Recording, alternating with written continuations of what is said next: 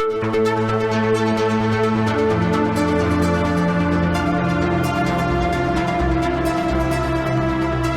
we are. I believe sincerely that I'm Jon Atack, and I'm led to believe that this is Chris Shelton, Master of Science. Yeah, there. Yes, semi mastering, I suppose. Hi, everybody. Chris Shelton here. Welcome to our mutual podcasts. Mine being the Sensibly Speaking podcast, and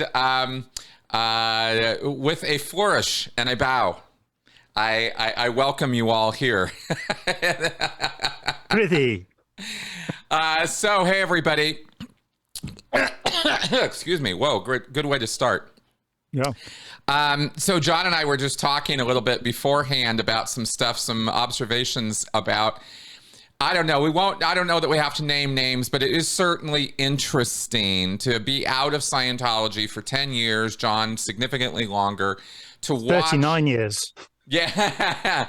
to watch the, I don't know, you don't want to be too judgy or whatever, but at the same time, it's just like, Jesus Christ, guys. There is an interesting set of people, and I have observed this not just in the ex-Scientology world. I'm not actually picking on any one person here, but it's really interesting how different people... We're picking on everybody. It's interesting how different people will approach the subject of post-cult life, and how some few...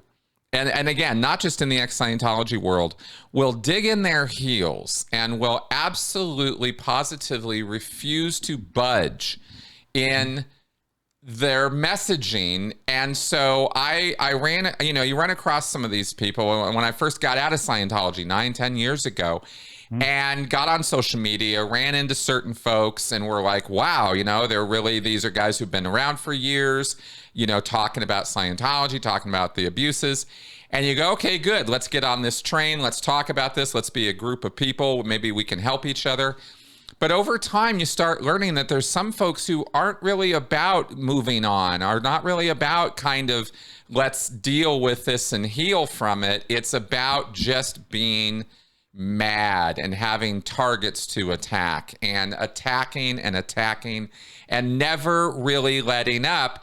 And because it's about attacking, it's like even after the target doesn't deserve their ire anymore, doesn't deserve, anything, they just keep going with the same lines. And I found myself connected with some people when I first got out of Scientology, and then kind of moved on, and okay, well, they're doing their thing, I'm going to do mine. And, you just kind of move on. And I have, and John and I we talk about recovery and moving on and making change and healing. Thriving survivors. Yeah. And they're not really interested in thriving. They're kind of more into, no, this is all about this fight. And then the fight just becomes attacking each other.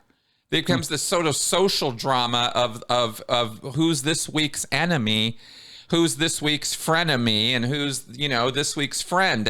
And the same dramatis personae just keep filling all these different roles over time. And I come back to this, I got a little window into it just recently, and I'm like, it's the same people saying the same things they were saying 7, 8, 9 years ago.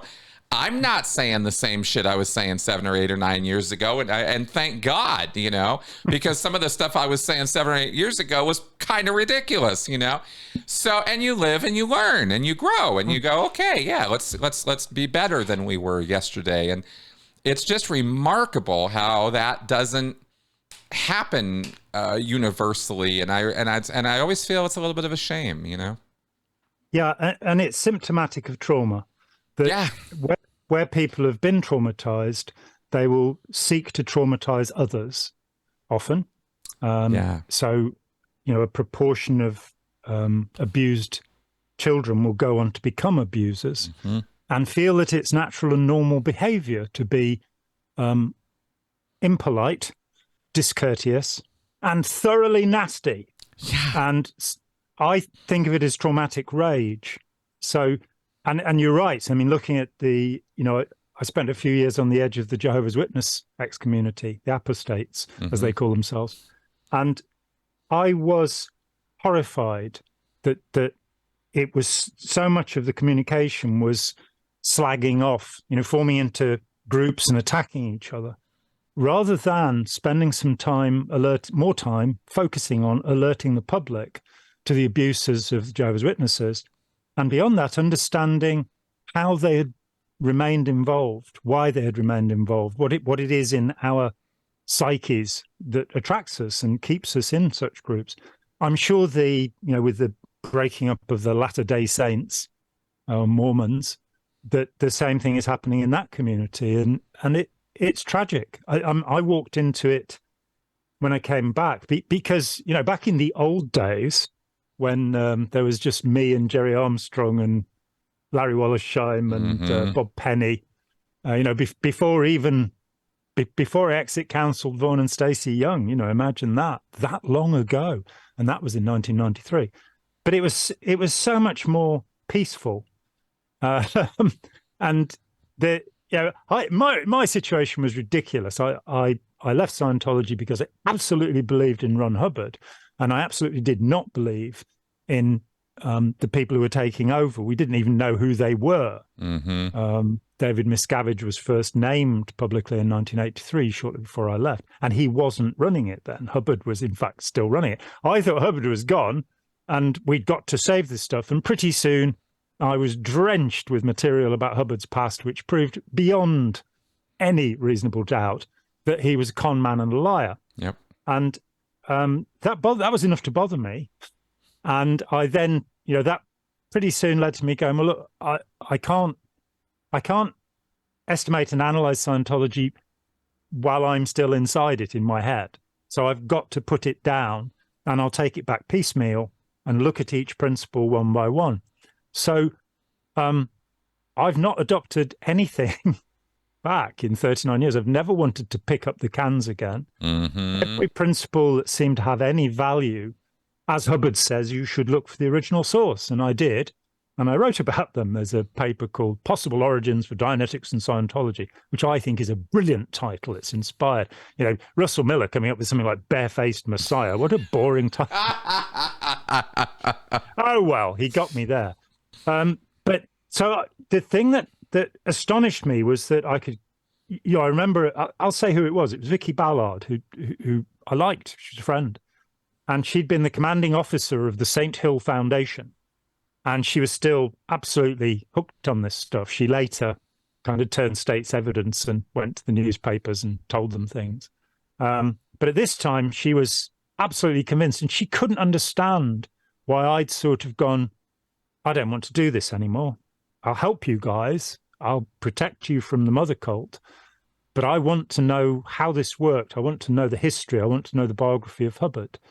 And I opened those discussions. Steve Kent said that my work's the foundation of modern scholarship on Scientology.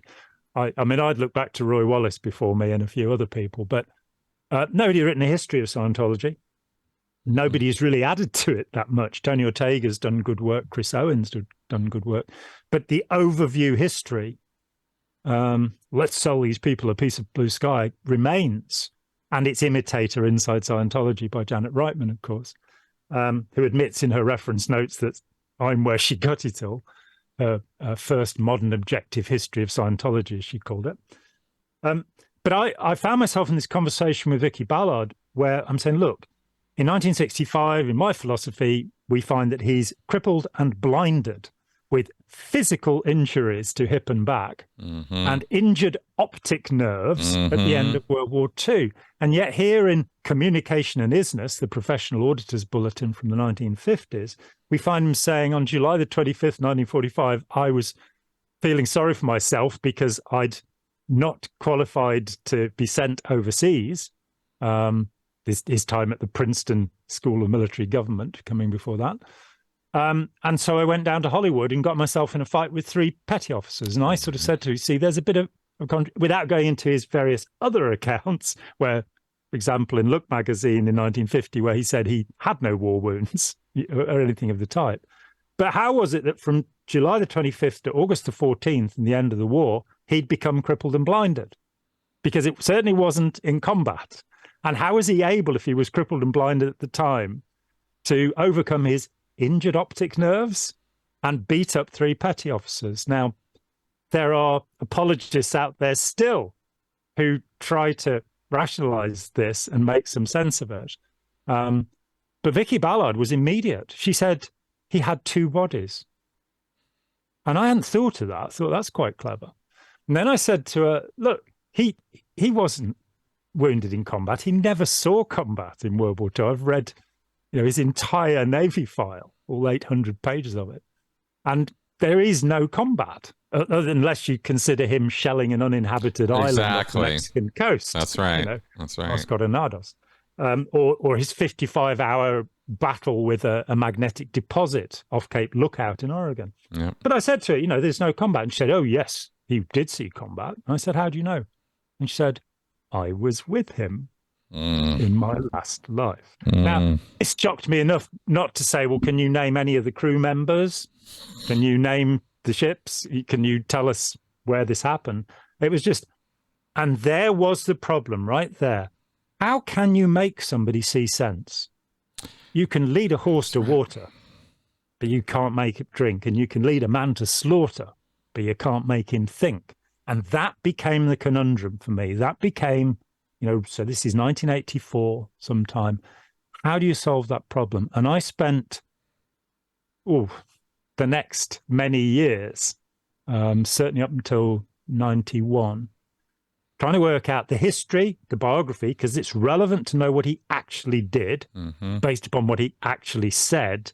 I cite 150 different sources in Blue Sky. I think Janet Reitman has 7, one of which is me, one of which is Russell Miller. So 150 sources, books, articles, testimony, interviews I did. But the main contributor, more than half the book, is Ron Hubbard. It's his work. It's him saying these things. And there are 1,200 reference notes in the book. So anybody can go and check my sources and see if what I'm saying is true. But why is it? And eventually I came to cognitive dissonance, Leon Festinger's incredible work, which most people don't know was actually his published book, When Prophecy Fails, which is a wonderful and highly readable book, is actually based on the career of a Scientologist.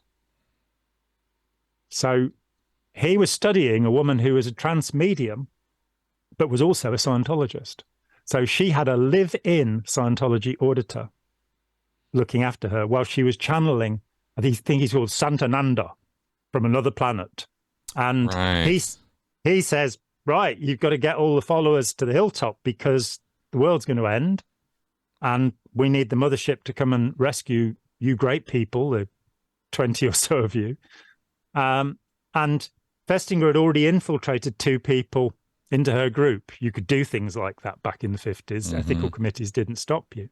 So he got 2 graduate students in her group, lying low or laying low, one or the other. And he predicted that those of her followers who went to the hilltop would continue to believe when the mothership didn't show up. I don't know how he knew that the mothership wasn't going to show up, but, maybe just a guess. Probably just a lucky guess. Yeah, probably. And so the people... Let me back up a second. Did I hear you right that this woman who was connected with this doomsday cult group was also getting Scientology auditing? Yeah, she had a live-in auditor and she was the head of the group. Yeah. Wow. Okay, because that's definitely a new piece of information for me. So that is fascinating. Yeah, and so of course her thinking was, to a large extent conditioned by Ron Hubbard. Right. But we will perhaps next time get into the intricacies of the hundreds of splinter groups from Scientology. People like Ekin Kardafri, John Est, so many significant groups of reevaluation co-counseling, which the Open University, the largest university in the world, used for about 20 years. And it's Harvey Jackins, and who claimed he never heard of Dianetics, and yet there are photographs of him shaking hands with Ron Hubbard, who's giving him a certificate, But so there was all that stuff going on. But my fascination was this cognitive dissonance, this idea that if somebody believes something fervently enough, then the more evidence you provide, the firmer their belief will become. That's what we're seeing in these groups, that they are enraged by what happened to them. And having talked with a number of the people who are engaged in these battles, I can understand why. They experience terrible things. But rather than healing from those terrible things and then helping others to heal, which is, I think, has been more your approach, they have created a kind of, when we were talking before, I called it a piranha pool, where sides are taken and allegations are hurled and grand conspiracy theories are entertained. And it's a loathsome, awful place. And it's why cults flourish to a large extent, because people do become fervent, grab onto an idea, and then, push that idea out. And in this case, we've seen so many weird independent groups. I mean, Tony Ortega keeps his ear to the ground and reports occasionally on some of the more serious absurdities of these groups. And we've seen so much hatred, so much, I remember years ago talking with Otto Rose, who was the first, he was one of only 5 people trained to the highest level, class 12 by Hubbard. And he was the only person to do OT8 before 1988, under Hubbard's direction. And he was Hubbard's auditor, he was Hubbard's case supervisor and all of this. And he was still a fervent believer. He was still, although he didn't tell them what he was doing, his staff in his various organizations around the world were all receiving Scientology auditing. He was very glad when the ability meter came out that he didn't have to tape over the word Hubbard on the dial of his e-meter anymore, Jesus and Christ. got a meter that worked properly, but in comparison to the crappy Scientology ones. But so Otto, so his attitude to Scientology and mine were very different, but we were good friends. He thought it was absolutely wonderful. I think it's a way of psychologically and physically enslaving people. Yep. That's my experience.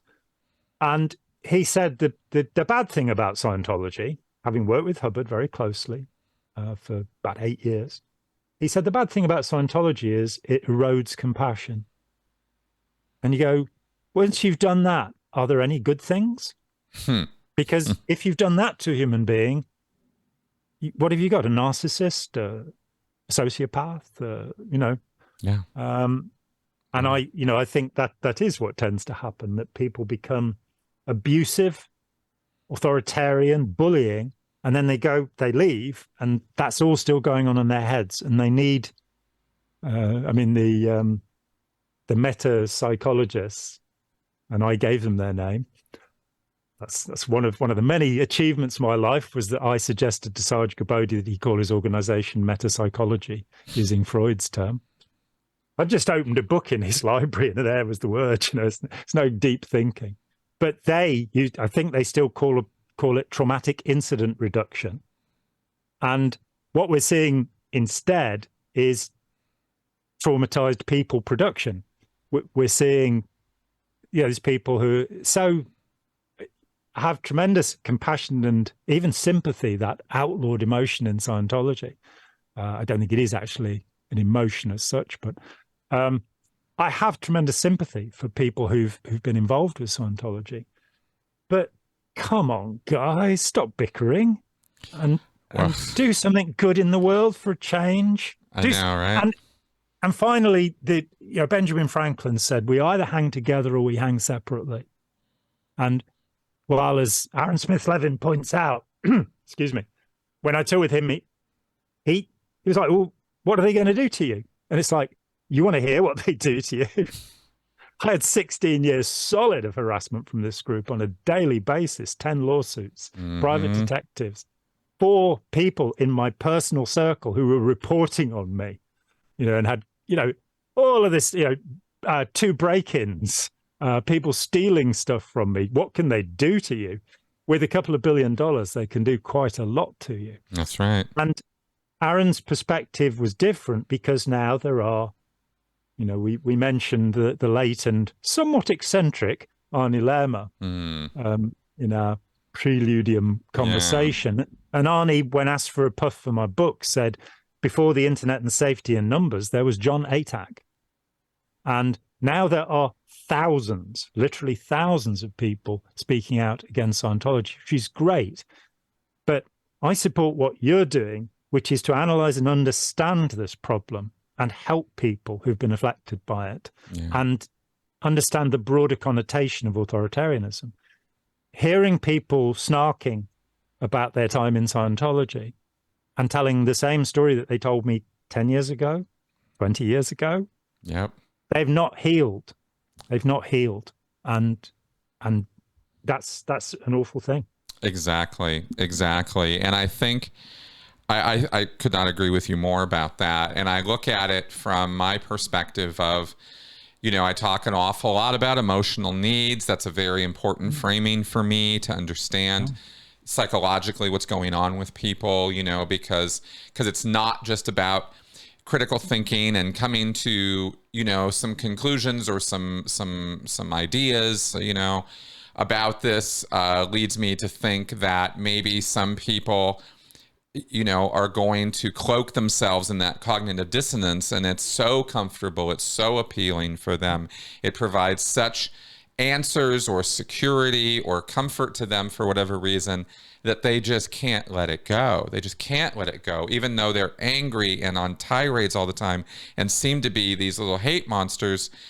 It's really coming out of this, this insecurity and this sort of like, this problem. And I think that there's something, I think there's something really awful when we look at Scientology specifically in regards to this and the history of any Scientologist, because what is it doing? As you mentioned, it's psychological enslavement, right? It's like we've broken this down in talking about brainwashing a couple of weeks ago and thought reform, and what is it that's actually happening there? Well, you deprive somebody of enough food, enough sleep for over a short enough period of time, you can get them to say and think just about anything you want. You add physical deprivation on there and punishment drive and trauma bonding where you're rewarding and punishing, and then you reward a little bit and you punish some more. And you can get somebody into a pretty bad place. But the bottom thing on that, or at least the way I think about it, is there's also another little thing being trained in there. And I wanted to get your thoughts on this, and it has to do with that certainty thing. Scientology, right? It's all about science of certainty, and we're going to be positively sure. We're going to know something, and we're going to know it so well. We're going to have it with such certainty that we will never, ever have to ever entertain the idea of questioning our rightness, our inherent goodness, our intent, because we're on this path of such incredible meaning, of such incredible purpose, saving the world, becoming gods, which really is what Scientology is promising. It's promising godhood, not a small order, right? Not a small goal. When people who get into Scientology are going for it in the biggest way possible. And even if you're not all about the godhood, even if you're like, well, I didn't really believe that. Well, what is in Scientology? What does it offer you? Power and influence over others, the ability to dominate other people, especially in the Sea Org. Right, especially using magic fundamentally, using your intentions to control other people without their consent. Exactly. Tone 40, right? Intention without reservation. You will be the one in the driver's seat, and everybody else, as L. Ron Hubbard wrote in his own affirmations, everybody else will be your slave. Right? And there are people. his slaves. Yeah, his slaves, right? I mean, that was really what it was all about. Yeah. And people get into this. And so maybe not everybody who gets involved is about the altruistic messaging of saving the world. Maybe some people get into this because, you know, for maybe more selfish reasons. And those for them are very valid, right? But what does it do, whether it's that person or whether it's somebody like a you or a me? It's still giving us this base of certainty that, you know what? Everything you think is right. Everything you think, it's true because you thought it.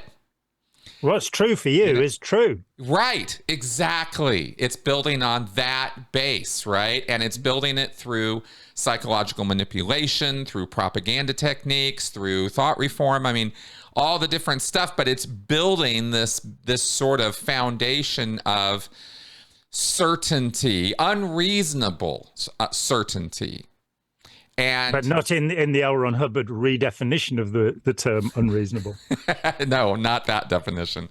But it is an unreasonable certainty because it's an unthinking, unquestioning, you know, unassailable certainty. And I think, you know, and I think people come out stuck in that. Oh, and how? You know? And it takes a long ass time to break that down. And there's people who you just don't have their cooperation in breaking it down. They don't want to give that up. I don't know that they would even think about it that way. But what do you think? I think you're right. They don't frame it that way because they have cognitive dissonance. Right. Now, I personally love cognitive dissonance. I'm old enough and foolish enough to have realized that when I start feeling uneasy about something that somebody is saying, there is a challenge for me. And the challenge, you know, what we normally do is bat it away, you know, say you're wrong because of this, cut them up on some details or, you know, find some way around what they're saying, which I frequently did as a Scientologist when, you know, friends and relatives were concerned about my involvement. I didn't use thought stopping. I didn't chant something to myself to not hear them. I took on their arguments head on. So, you know, when Christopher Evans wrote Cults of Unreason, and you know, as a Scientologist, I read what I wanted to read. So I read that. I read, you know, various texts along the way, Roy Wallace's Road to Total Freedom, what have you. And in reading Christopher Evans, he said, well, L. Ron Hubbard seems to have become disinterested in Scientology in this period. So I just went to the tech volumes and the policy volumes and went, well, he's wrong. He was still interested. But again, what does it matter whether he was interested or not? He then criticizes Hubbard as a science fiction writer. And of course, Evans himself would later be a successful science fiction writer. So the idea that you can't trust somebody. So you're looking at the peripheral stuff rather than, is it screwing people up? Is it, you know, does Scientology cause better relationships in the world? Does it actually cause a more ethical approach towards humanity? And what you said about, you know, the motivation for people becoming involved, there are a number of groups of people who'll be vulnerable, but one group are seekers, such as myself. I came from Buddhism and was interested in mysticism in the proper sense of the word, not the popular sense. And another group will be salespeople. And con artists. Yeah. And I've known so many Scientologists who fitted into that particular category.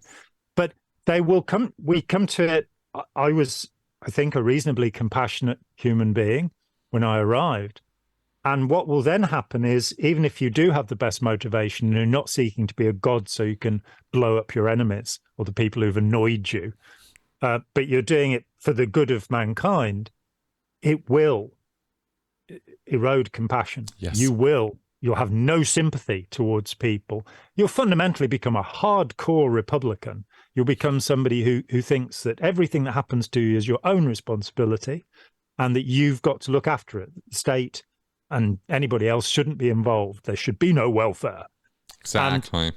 That's right. I mean, Hubbard took it to the extreme in Signs of Survival, where he's pretty much saying there should be no democracy. The only people who should have the vote are Scientologists. That's right. That's right. And he did actually say that. That was not, we're not exaggerating with that. He was very clear that clears should be the people deciding things, right? And us riffraff, you know, and those people in the 1-1 band and anybody who's got a physical deformity. I mean, he was ready to start loading people in the trains. It's really, and it's not hard to find it. It's right there in the text. Yeah, anybody below 2.0 antagonism on his emotional tone scale should not have the right to vote. Yep. And then you go on to the more hidden doctrine in Scientology, which is that everybody who is not a Scientologist is below 0 on the tone scale. Yes. Below death. I mean, this is a man who said that hiding was an emotion, and it was at -8, and he spent most of his life doing it. Exactly. And it's all predicated on this very twisted. I mean, it's so manipulative. It is such a subtle. I mean, when you think about it, when we put it in these terms, it's not subtle, but I'll tell you, when I was at the receiving end of it, it sure was. And it's this subtle manipulation of, you're so screwed up, you don't even know how screwed up you are, but you sure are lucky to have arrived at our door because we're going to unscrew you, you know, and we're the only ones who can. And if you knew what was wrong with you, it wouldn't be wrong with you. There you go. It is you know, so if you've got a broken leg, you don't know it. And the broken leg, or maybe you do know you have a broken leg, but what's really wrong is your headache that you don't know about, right? Yeah. And you've got the broken leg because of something you don't know about, which is a motivator. It's a motivator because you committed an overt. And around and around we go. Exactly. There is, so much on this. The Conway and Siegelman, in their interesting study of cult snapping, I don't agree with their conclusions. But I do think they provide a tremendous amount of insight. So, you know, they're worth reading. And they said that Scientology has the most debilitating set of rituals of any group in America. Words to that effect. They may have used the word cult, in fact, rather than group. But the most debilitating set of rituals. And the recovery from the Krishnas, the Moonies, 3 months, 6 months. Recovery from Scientology, 12.5 years. Yep. I was in touch with them. That was, they first published in 78. The new edition was 1990. I was in touch with them 5 or 6 years ago. And I said, the 12.5 years was a guess, right? I said, yeah. Said, the reality is that most people won't recover because Scientology has built into it the reinforcement. So if you went through a Chinese brainwashing camp and you're not in China anymore, it'll all evaporate. So you have to either put people into an environment that reinforces their belief, or make it self-reinforcing. There it is. That's right. I talked a little bit about this with Steve Hassan last week, and this, you know, the training routine 0, staring at people. You do that, it puts you into a state of mind, and that state of mind. It took me. I had 9 years in Scientology. It took me 6 months to get rid of the predator stare. 6 months, because it was I was so used to the locked on eye contact and didn't understand that it intimidates people. It's not a healthy form of counseling, but it puts you into a state of mind. And the thing I especially noticed was that by not staring at people, I noticed a lot more about them. The staring is an internal state where, you know, we get the Ganzfeld effect where, you know, you start to see things moving and colors and all of that, and you don't think straight. And it's one of many techniques. I mean, the idea of asking a question, you know, that you're meant to do that flip at that you're conditioned into behaving in certain ways so that your own internal reality, the way you interpret the world, is changed. That's right. And that persists. It doesn't just go away when you say, I'm no longer a Scientologist. It persists. And it's kind of interesting because I've really got on a soapbox in the last couple of years about the internal enemy, this idea that you've got demons, body thetans, or an unconscious mind or an id or something that you don't know about that's inside you. And I think this is a terrible deception. There isn't an agent inside you. There isn't a person or a being inside you, invisible to you, directing your actions, as Scientology and Catholicism and so many other things teach. The Tibetans do it too with their Gedons, and the Jews have Dibuks, and the Muslims have genies or jinns. All of these little beings that are meant to be, these don't exist. But processes, unconscious processes, routines that have been set up, ways of thinking, neural pathways, if we want to get into the sounding clever about it. Yep. That stuff all does exist. And if you don't look at it and understand it, there isn't a way of overcoming it. You can't hypnotize yourself out of believing these things. You want to look at the beliefs and say, is this true? Exactly. Exactly. I couldn't have put that better myself. Absolutely, for sure. In fact, I'll add to that I think that is one of the reasons that you see in Scientology specifically so much stress by Hubbard on the training side of Scientology, not just on the auditing side. There are two paths. There are two aspects of the path. It is a singular path to the brainwashing or mind control of Scientology, and that is learning Scientology and then having Scientology applied to you through the processes of auditing. And both are necessary to get the full effect of Scientology, which is that self-reinforcing mechanism where you are taught to believe the world is a certain way. There's a duality in your mind, for example. There's a reactive mind, and there's you, the thetan, or the analytical mind. Analytical mind. Yeah. Right? And this duality exists, and there is a triumvirate of mind, body, spirit. And this mind is separate from you, and the body is not you. You are this other thing, which cannot be seen, felt, or experienced or measured in any way, except through physical, its effects on the physical world. And yet you measure a dog by its biscuits, as L. Ron Hubbard so sagely put it. Yeah.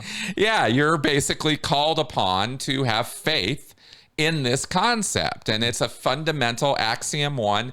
It's the very first thing in Scientology that you have to take on faith in order for the rest of it to make any sense. And as long as you buy into that principle, everything else becomes a lot easier to buy into. It's a series of agreements you're buying into. And they're trained into you. And even the training process, the TRs, the staring you were talking about, right? That we've gone on about. The misunderstood word thing, about all the stress on words, and just so many mechanisms are installed through the training, and even training is hypnotizing you in a way, or it's putting you into this altered state of being, we could say. And Gansfield effect is one aspect of this. Openness to suggestibility is another one I will dare say I will put out there, right? Because accepting directions from a person who is considered to be authoritative. Hubbard himself explained this in some detail. When you give somebody altitude over you, they become a hypnotic operator. Those are his words. Yep. So once you believe somebody is an authority, then you won't think about the instruction they're giving you. So this opens up so much. There is so much here for both of us to say, I think, from our experience and our reading. Yes. But I think the essential point, if there is one simple thing that everybody in the world could understand, that would be the nature of feelings of knowing, feelings of certainty. William James, who will always be relevant to this conversation, called the father of modern psychology, and he is certainly one of them, one of the really important people. Absolute genius, a remarkable man who, for any atheist watching this, actually had all sorts of spiritual beliefs and was a founder of both the British and American societies for psychical research. And there's a great book called Ghost Hunters about James and the foundation of those societies and the work they did, which almost had me believing, So quite amazing. But one of the things he put forward this concept that he calls noesis, N-O, two dots, E-S-I-S. The two dots is to say that you say the two vowels separately, noesis rather than gnosis. See, we learn something new every minute. But his idea is that there is actual certainty, possibly, but most of what we consider to be absolutely true comes from the feeling that it is true. And when we examine it, there may be no evidence whatsoever for that belief. This is where Ron Hubbard is putting you. Your internal reality says, Ron Hubbard is right. What would Ron do? And you go, well, he'd grab the money and run away. That's an easy question to answer. What would Ron do? That's right. That's what he did his whole life. That's right. But so we find ourselves with that conundrum that, you saw me at Toronto in 2015 I've been doing it ever since. I have one story from when I was 17, and I spent 2 hours, who knows, discussing the Gospels with a born-again Christian who had stopped me on the street for this purpose. And as he backed away from me to make sure I didn't jump on his back and rip him to pieces, and I was perfectly courteous and polite to him, but I confused him a little bit. And he walked away from me, backed away, and he said, I don't understand the Bible, but I know it's all true. Now, that is a feeling of certainty. That's it. That's it right there. And that is what you gain power from in Scientology. There's social credit for that. There's, in that you gain the admiration of your fellows. You gain money. You gain influence with people to the degree that you are buying into all of this and saying with such surety that it's all true. Who in Scientology, certainly when you and I got in, who was more revered than an OT? The OTs were the gods who walked among us. And if anybody would like to revere me, I am OT5, by the way. So I am deserving of a significant amount of reverence, I think. Well, okay, John.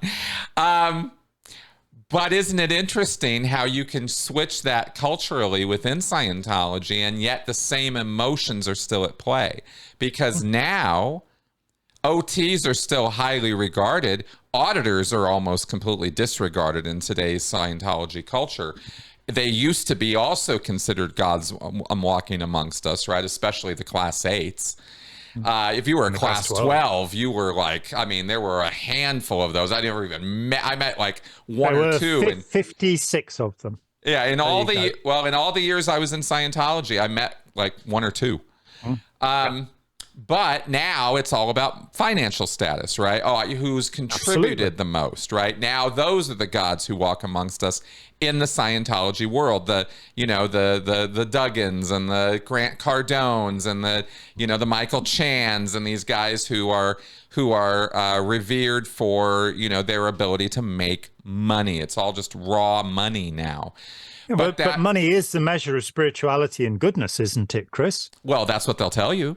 And Grant Cardone will certainly translate money equals success and money equals certainty. And it's because I'm so certain and I'm so tone 40, I'm so on it, right? This is the standard tech bro sales pitch for crypto and get rich sales techniques and the multi-level marketing. This is far from just a Scientology thing, but it is this. But this point really needs to be made that you've made and harped on a bit more of.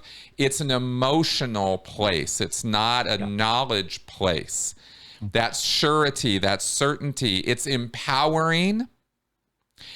And there's a certain point where it should be, but then there's a point where it gets dialed up too far, where it can't ever be questioned, where your emotional need has gotten to a place where if it's wrong, or if it's somehow proven to be wrong, or if it's questioned in some way, somehow you feel the person, taking this too far feels that it somehow threatens their very identity, their themselves as a person, or their value or their worth. right? It threatens it if you take it away from them or question it somehow. And that's Mom, Dad, and apple pie are all threatened. That's right. And that's what Hubbard where said. it goes too far. So, so isn't it interesting how all the techniques of Scientology, if you're going to kind of, you know, do a super reductionist here, I mean, there's lots and lots of control techniques, but so much of what Scientology is about is trying to manipulate you unreasonably into that exact emotional place. And a significant way of doing that is the double bind. The idea of the two-terminal universe, that everything is reduced to positive and negative, black and white. And perversely, of course, in the appendix to Science of Survival in 1951, Hubbard talks about the different forms of logic. So there's single-valued logic, which is the will of God. We could also substitute for that the will of Ron. Single-valued logic, you do what Ron says. Yeah. Then you have dual-valued logic, where you've got the terminals. And then he talks about multi-valued logic, which he probably got from Korzybski. There's probably this idea of shades of grey, and there are more than 50, by the way. Yes, infinite number. Yes, actually. Yeah, infinity-valued logic, which is never spoken about again. And so you've got this incredible situation where you've got the very thing that he is most significantly criticizing, single-valued logic. You just do as you're told, authoritarianism, slavery, mental and physical, that it becomes, you will become absolutely self-determined as long as you agree with everything I think and say. Yes. You'll be thinking and saying completely independently when you do exactly what you're told. And that is the foundation of Scientology. That's it. To make you into what was, it's rather nasty, but what was called for some time a rondroid. Could have been called androns. You could have gone the other way with it. But this concept of zombifying people, of taking away their freedom of choice, and and the contradiction is writ large in the Code of the Sea Org member, because you promise to follow and uphold command intention. I promise to uphold, forward, and carry out command intention. Point number one. That's right. For 1,000 million years, after which I will be allowed to become self-determined. Exactly. And here you were in Dianetics saying anybody can do this in a month. And now it's like, I've got to do, what? 1,000 million years, and then you'll let me go. Yeah. And I can be my own person again, because of all the desperation of clearing the planet, the galaxy, the universe, which they're not doing very well with. I also have frequently pointed out that what's true for you is true, which is kind of postmodernism. When postmodernism, when that moves away from being a way of a method of literary deconstruction and becomes a view of life, it's like, well, what I think about gravity is as important as what Einstein thinks about gravity. I don't understand special relativity or general relativity, but my opinion's as good as his. So we have a democracy of opinion instead of a science. Right. Now, what's true for you is true. What a ridiculous nonsense. It doesn't make something true just because you choose to believe it. Because you choose to believe in that Eric Cartman is really the tooth fairy, which I do believe, by the way. It doesn't make it so. Because you believe in Santa Claus, it doesn't make it so. And because you believe L. Ron Hubbard is the savior of mankind, he proved he wasn't. He absolutely proved it, because in Himavasha, where he says, am I Metea? The answer is no. The Book of the Great Decease, which is the only Buddhist original text which talks about Metea or Maitreya, the future Buddha, says he will save all of mankind and take us into Nirvana, or Nibbana if you prefer the Pali and don't want to think about Kurt Cobain. He will take us all into Nibbana. He didn't. He died. It's done. He wasn't Metea. So we still, and all of the stuff in there about, the prophecy of him having red hair, being born in the West, it being 2,500 years after the Buddha, those are lies. That was the first thing I checked in the first week I got into Scientology. I wrote to the Pali Text Society because I was Buddhist. And they said, No, there isn't. Since then, I've read the Book of the Great Decease. There is no such prophecy. What's more, the original text of Hymn of Asia didn't read, Am I Matea? The man who put it together, John Sanborn, when I interviewed him, he said, Hubbard gave me this in 1954 and said, publish it, and I wouldn't, because it said, I am Matea. And eventually in the 70s, he twigged it, if he just switched it to a question, that he could publish this rather peculiar, if you see me dead, I will then live forever, but you will see a world in flames. Well, that didn't prove to be true either. Well, there have been some bad forest fires since he died, but a world in flames, a bit of an exaggeration. A bit of an exaggeration, exactly. And so much so, interestingly, that Hymn of Asia is a property you cannot buy at a Church of Scientology anymore. They've quietly retired that one. And it's not a lot. The world will end in 1914. The world will end in 1917. The world will end. Yeah. I think it's 2033 currently for the Jehovah's Witnesses. But yeah, that. But the origin of what's true for you is true. He says this is a Buddhist idea, and it took me a little while to figure out. He's talking about the Kalama Sutta, where the Buddha says, not the Kama Sutra. No, not the Kama Sutra, but the Kalama Sutta. What a dirty mind you have. Of course I went there. It's not a perfumed garden. It's not a sex book, The Buddha's sex book, But again, in Buddhism, you've got Tantra. And I'm sure the Buddha would go, what? You can have sex to become enlightened. Well, there's a wishful piece of thinking. It's like, you can sit and eat fish and chips until you explode on the toilet like Elvis Presley. But, there are different religious practices, different people. The Kalama Sutta, and we'll probably stick a link to it somewhere. Basically, the Buddha says, don't believe what your parents tell you. Don't believe what your teachers tell you. Don't believe what the priests tell you. Don't believe what a spirit whispers in your ear. Don't believe what the gods tell you. Don't believe what I tell you. Check it out. So Hubbard's got this, well, think it through for yourself and it'll be true because you believe it's true. The Buddha was more inclined towards a more scientific way of looking at the world. Check it, test it, observation, experiment, not just, oh, that feels right, I'll believe it. Isn't it interesting that the same guy, because you mentioned double binds earlier, so I got to say this while it's still on my mind, is yes, here's exactly the attitude, and almost word for word what you just said is something Hubbard said in a few lectures in the early days. He wasn't saying this shit later on, but early on he was saying, take it or leave it, here's the knowledge. And it was Scientology and Effective Knowledge lecture where he talked about this. He said that, ever since when Buddha came around, it was this philosophical approach, and it was a take it or leave it. You don't have to, I'm not going to ram this down your throat. And he said, ever since then, ever since the Buddha said that stuff, we've had all these institutions and all these organizations and the Christian church and all this stuff who absolutely positively are not that way. They will shove it down your throat every chance they get. And Scientology is the one thing that comes along since Buddha to say the same thing and adopt this philosophy. And I have to point out 20th century Buddhism. Yeah, exactly. But then we have to point out the very obvious fact that Hubbard's just created another goddamn double bind, because here he is talking about freedom of thought, freedom of expression, freedom of belief. Take it or leave it. If you want it, if it's true for you, it's true. If it's not true for you, screw it. And he takes this kind of, laissez-faire sort of whatever approach.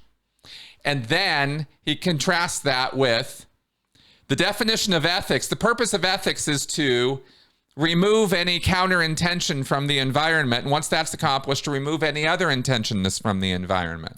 In other words, if you're thinking anything counter to what Scientology is all about, or if you're thinking anything other than what Scientology is all about, you're off the goddamn rails, you're out ethics, and we're going to punish you with this long list of crimes. I'm not even exaggerating. That's exactly what it says. This is called a double bind. It's you have one value over here and you have the exact opposite value or rule being expressed over here, and you're stuck in the middle. You figure out how this makes sense. It doesn't make sense. It binds you in the cognitive dissonance of trying to make it make sense, and you can't really ever resolve it. And that is the anatomy of crazy making. That's how you create psychosis. Absolutely. And the point is that if you're given conflicting instructions, it will paralyze you. Right. And I mean, this is the one Hubbard quotation I cannot find. And I've talked with so many people about it, but I remember reading him explaining, and I thought it was in the false purpose rundown materials where he's saying, if you have conflicting ideas, you won't know what to do, and you'll go to an authority source to tell you what to do.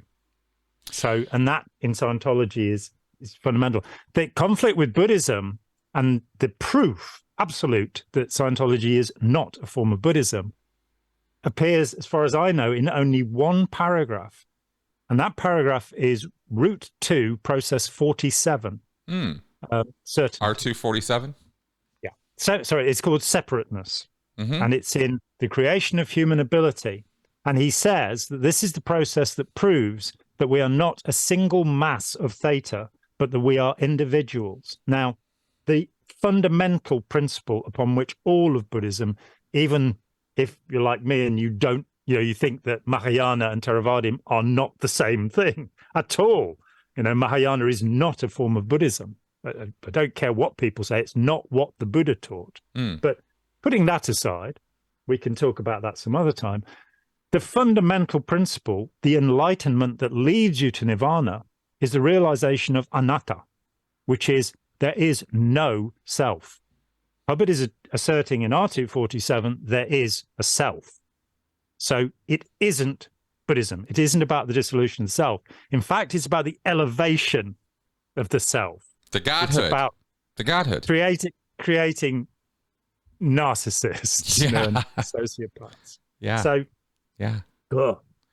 Well, so isn't that, and I think we're talking here about, we're describing and giving examples here of the double bind, that it's crazy making, it's paralysis inducing, it's hypnotic, which is really kind of the fundamental thing here that we're talking about is how do we, when we talk about Scientology being hypnotic, when we talk about it using hypnotic techniques, what are we talking about? Well, this is what we're talking about. We're not talking about a stopwatch in front of somebody's eyes and you were feeling sleepy.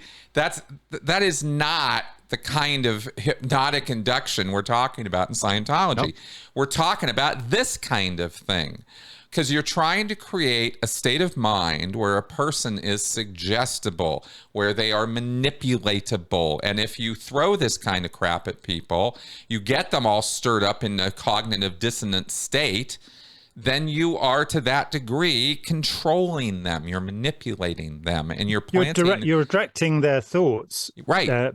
Their beliefs, and therefore their activities, the things that they will do, which is make as much money as they can to give to Ron Hubbard. That's it. Which is the fundamental flow of Scientology. That's right. Let's get into the meat of this. That one of the most dangerous words in our language, or two of the most dangerous words, hypnosis and hypnotism, because everybody knows what they mean, and so they don't have to think. They are what are called thought-terminating cliches by Robert J. Lifton. Because it's that Svengali Trilby image of the watch. And that stuff does work. There is some efficacy. We've put up the Captive Minds Hypnosis and Beyond video, which has shows that the fashions of the early 1980s were pretty huge lapels, what have you.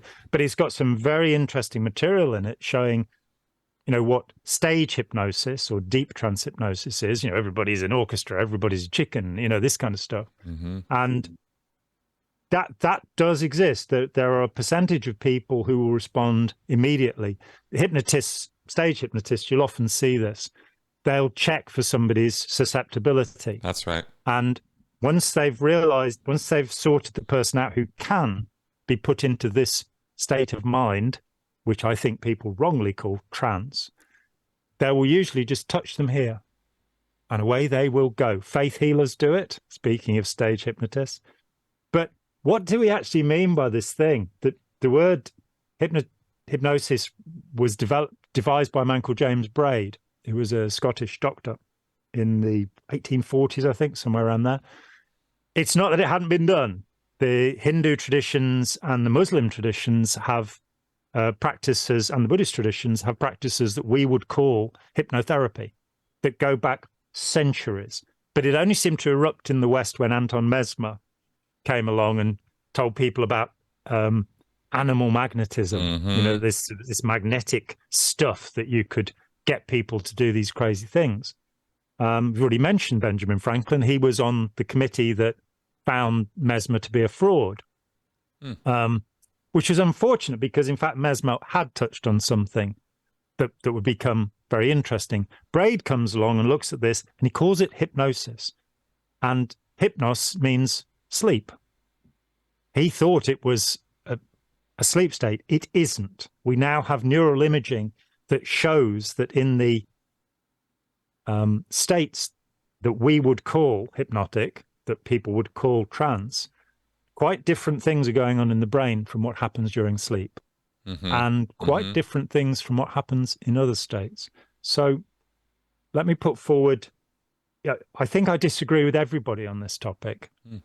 I've tried to understand it. When I left Scientology, I think it was probably Bandler and Grinder, the founders of neuro-linguistic programming, an interesting set of devilish techniques, that it was their book, Frogs into Princes. Various of my friends, 3 of my friends, went and did NLP courses, and I was fascinated by the negative transformation of all 3 of them.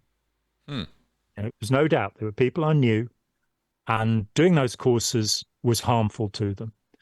It made them less compassionate. Again, it made them more selfish. And indeed, one of the 3 friends realized that and stopped doing it as a consequence. But reading Frogs into Princes by Bandler and Grinder introduced me to this world of hypnosis. And the first realization was that whatever word we used to describe this, I'd been highly trained to do this on the auditor courses I'd done. And there is a rumor, and it was bounced back at me just the other week, that I did no training in Scientology. And I'd just like to make it clear that I did 6 major auditor courses. And, you know, I'm a class 2 auditor. I'm a Dianetic auditor. I'm a method 1 auditor. I have certificates to prove it. I also did the Data Series Evaluators course, which is the big one, and very few people do. And those are all major courses. I've done them. I've agreed. Yeah. I had 9 years of doing this and reading extensively in Hubbard literature, more than is on the courses. And I realized I'd been highly trained to manipulate people. I'd been trained to put them into states of mind that would make them more manipulable. Now, the simplest one of these, I object to the term altered state, which is so commonly used. The book by Charles Tart, which was a major reason that hypnosis started to be studied again in the 60s and is an excellent book, is called Altered States. Now, for a state to be altered, you'd have to have a basic resting state first. There'd be a state that you were in, and all of the other states would be altered from that state. That's not how we work. We have many different states of consciousness. And it isn't as complicated as it seems. So our emotions are states of consciousness. We view the world, you know, when we're elated in one way, when we're terrified or angry in another. Now, Hubbard listed these, but didn't really explain what he was up to, oddly enough, in manipulating our emotions and getting us to mimic emotions, getting us to pretend to be angry and pretend to, you know, go above somebody on the tone scale or below them, to manipulate them into the emotional level you want, particularly when you're recruiting them and you want to get fear of, the need for change and the idea, fear of worsening. That's the one you really want to hit to ruin that this will just get worse and worse. So it's manipulation. It's a way of changing somebody's state so that they meet you on the street and you talk with them and you want to bring them down. You want to get them in an emotional state where they are vulnerable and can be recruited. That's what it's about. I was never willing to do that. I would not take somebody's tone down. You know, that seemed to me wrong and manipulative. But it's part of the dissemination drill. It's part of how it's meant to be done. That's right. So these states of mind, among them is elation, euphoria, call it what you will. And this is a non-rational state. When you, oh, wow, man, it's really fantastic. Oh, I'm really high. That's absolutely great. You ain't thinking straight. Yep. Now, it's okay to be elated. You know, I was saying that yesterday I saw a wonderful polyphonic choral performance in a church with 8 singers singing all this stuff. I was elated. It was fantastic. But I didn't have to sign away any money. I'd paid for my ticket. And I didn't have to give my devotion to the singers afterwards and enslave myself to them. I was able to just enjoy it and walk away. The end phenomena of Scientology processes, almost all of them, is a cognition, some sort of insight or revelation, and very good indicators, meaning elation, meaning euphoria. This is a standard effect of hypnosis. You know, somebody can get you into a state where you're euphoric. You won't think as well as you do. You know, it won't be cool, calm reasoning anymore. So it's time to write your success story, which is a way of rigidifying the belief that you've achieved something. You know, by making a testimonial. It's a well-known psychological form that once you've committed to an idea, you've got to stick with it. That's right. And then we'll take you to the registrar and get some more money out of you. So there's this process of getting people high. Now, I realized after a significant amount of inquiry that Hubbard's got this little trick going on that works. Faith healers do this too. You will get the adrenaline surge, the opioid release. You know, if you want to get, it might have something to do with serotonin, though that's been highly questioned in the last year. It might have something to do with oxytocin. That too has been highly questioned. So it could be brain chemicals. We can put it off on that and sound like we're clever. But the reality is you get high and then you want to get high again because that's what junkies do. And that's what Scientology is. That's also what the traumatized rage process is. People who just keep on attacking somebody. It's making them feel superior. That's where we were going earlier with that whole certainty thing, is when you are hepped up on that emotion of certainty, that is arrogance. Yeah. That's a description of what that word means at an emotional level, is such certainty that you can't even fathom the idea that you could be questioned or that you could be wrong. Yeah.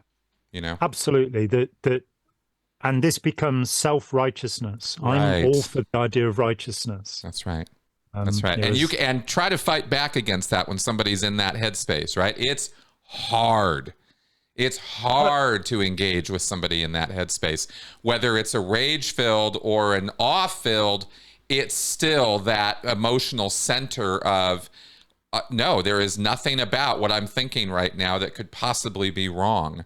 And the added benefit of the state is it's incapable of questioning itself. This is why I talk about it. Critical thinking just takes a back seat here. It's not even in the picture because of that emotional center of it feels so goddamn good to be right. And it's playing on one of the most fundamental aspects of our entire existence, which is that survive, that being right is about getting into the future successfully. Yeah. It's all goal oriented in that direction, even if you're not necessarily wording it or thinking about it that way. That's what it's feeding. If you want, it's, you know, we look at it and we go, my God, how could somebody be that way? Because it's just about the best way to feel that a human being has. That's exactly why, you know, there's nothing, the person's not telling themselves in the moment something's wrong here. The exact opposite is happening, which is why they'll fight you so hard when you try to present a cult member in that state with facts and reason and go, hey, buddy, check this out. They're not even in the same universe as you in that moment, Yeah, and that, again, this raises so many important ideas. I haven't read it, but I've been told that Immanuel Kant said there is the world around us, but we each of us live in our own representation of that world. And that is a true statement. Yes, absolutely. And of course, Scientologists agree with this. You have your own universe. So I think they should look up the word universe and find it. I think they use. It's not a whole system of created things, but let's not worry about that. No, it's a weird idea. Scientologists take that too, But it is relevant that we, and again, it's Korzybski who tremendously influenced early Hubbard. We're told that he actually wasn't able to read Science and Sanity, and Science of Survival is riffing in the title of that.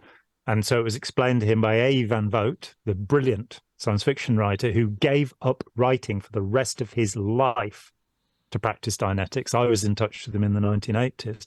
And as a kid, he was just such a great storyteller. And he stopped doing that. So that's Hubbard's fault. That's a bad thing. But he'd studied, The World of Null. His novel is about general semantics and Korzybski. And Sarah, the bigamous second wife, I had no second wife, according to Aaron Hubbard, just a first and a third. She too had studied general semantics. And so you get this idea, the map is not the territory, but we live in the map. So my perception and my interpretation are all highly conditioned. Look at language, what a word may stimulate in one person and another. A friend came to visit me many, many years ago when I was still in Scientology, and I think I was playing Joni Mitchell's Court and Spark, and he said, "Oh, could you take that off?" I said, "Why? It's beautiful." He said, "No, I had a bad acid trip, and there was a Joni Mitchell album on." And you're going, associative thinking. Each one of us has this set of reactions that belong to us, because it might remind the little fish that it was swimming in brown water when the bad thing happened. That's right. We might think of it in those terms, but the reality is that we each have an incredible wealth of experience and interpretation, much of which is wrong, and that will lead us into serious difficulties. That when we first met Yuval Laor, which was in Toronto when you and I first met in June 2015, he had already developed this, and he started by encountering Scientology as a young man and going, wow, how can people be this crazy? This is fascinating. He's quite a rational sort of person. Yeah. And he then attended a lecture by Eva Jablonka, one of the great evolutionary thinkers of our time, who was one of the group of people who overthrew Dawkins' selfish gene idea back in the 90s. So no young biologist believes that it's, we're just, perpetuating our genes. That's what's going. What they worked out was that you can write on genes, you can change them. You've got epigenetics, but you've also got cultural transmission. And so what Yuval had done was to bring together his obsession with Scientology and other cults and why do people behave this way? How are they so easily taken in, with the new evolutionary ideas about love, attachment, how the family works. And I heard these ideas with, significant appreciation. And I'm, in fact, editing his manuscript of his book at the moment. And we spent the last nearly 8 years talking about these wonderful ideas. But very soon on, I said to him, look, you've got parent-child, child-parent, teenager-parent, quite an interesting separation, baby-parent, sibling-sibling. You've got all of these familial relationships, and then you've got the notion of domestication, that human beings are, like cats and dogs, domesticated, trained animals. We're not, wild animals anymore. We've got all sorts of conventions we have to live to. But I said, where is infatuation in this model? And he eagerly went off and studied it. It's called limerence by psychologists, and added it into his model. We are talking about the need to be infatuated. I want to get high, I want to fall in love. I've just ordered this thing on Amazon, and that felt so great when I was ordering it. Now it's arrived. I'm a bit bored. So I'll order something else. We are slaves to novelty, slaves to experience, the thrill seeking, which, as we've talked about this before, this won't lead to enlightenment or satisfaction. But it's fine getting some pleasure. Being a Puritan is no fun whatsoever. The idea you can have a miserable existence on earth so you can go and live in a miserable heaven, it just doesn't appeal to me at all. So we should have pleasure in our life. A couple of a couple of squares of good dark chocolate every day. It's fine. It's good for you, more than two is not necessarily good. But there are things that we should take pleasure in. I'm absolutely all for that. I am an Epicurean Stoic. I am the Jiangsu side of Stoicism, where you're saying, "Oh no, shit! It's not Eeyore. Shit happens, and you've got Marvin the paranoid android, and you've somehow got to deal with it." Marcus Aurelius of the Stoic philosophers. It's a glorious, wonderful world full of marvelous things for me to experience. So thrill seeking is fine. However, if you want to be happy, it's not going to do it.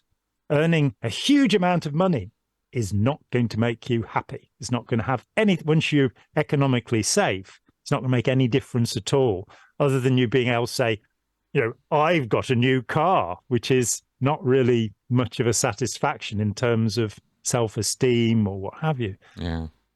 In fact, happiness comes, it would seem to me, from two things. One is the life of the mind, that whatever is happening to you physically, you're engaged. And the greatest exponent of that was Stephen Hawking. His documentary about himself is one of the most brilliant things, because you're going, so he can twitch this muscle here and his penis still works, apparently, because blood flow is not interrupted. So his nurse ran off with him. But he sat there and he can twitch this muscle and communicate. And you get that he's a really happy man, despite the horrific thing that he suffered, being told he got 2 years max to live when he was a student. Oh, yeah. Living into his, and his achievement, the first theoretical construction of the Big Bang, how the Big Bang occurred, as a student. What happens if two black holes meet? Nobody had asked that question before. Hawking radiation. It's just this incredible mind. And he has the life of the mind. He actually was satisfied with, he'd be thinking out equations while all the other people at the party were going, "Oh, look, it's Stephen Hawking. He's been on The Simpsons," But so one part of it is the life of the mind. The other part of it is the feeling that you're doing some good in the world, that, that people are being helped by what you do. Those things lead to a permanent satisfaction. Scientology doesn't do that. Scientology is about making money. So let's jump into this hypnosis thing. I prefer to call it guided imagination, which is a definition in the Oxford Handbook of Hypnosis. And that really opens things up. When you're reading a book, when you're watching a movie, when you become taken up with the events, you're in your imagination. And creative people have to have tremendous imagination. This may be why it's difficult to impossible, in fact, it's said, to hypnotize phlegmatics, people who don't have emotional reactions, because there is no imagination there. There's nothing to, I can see. Play with. Yeah, I see how that works.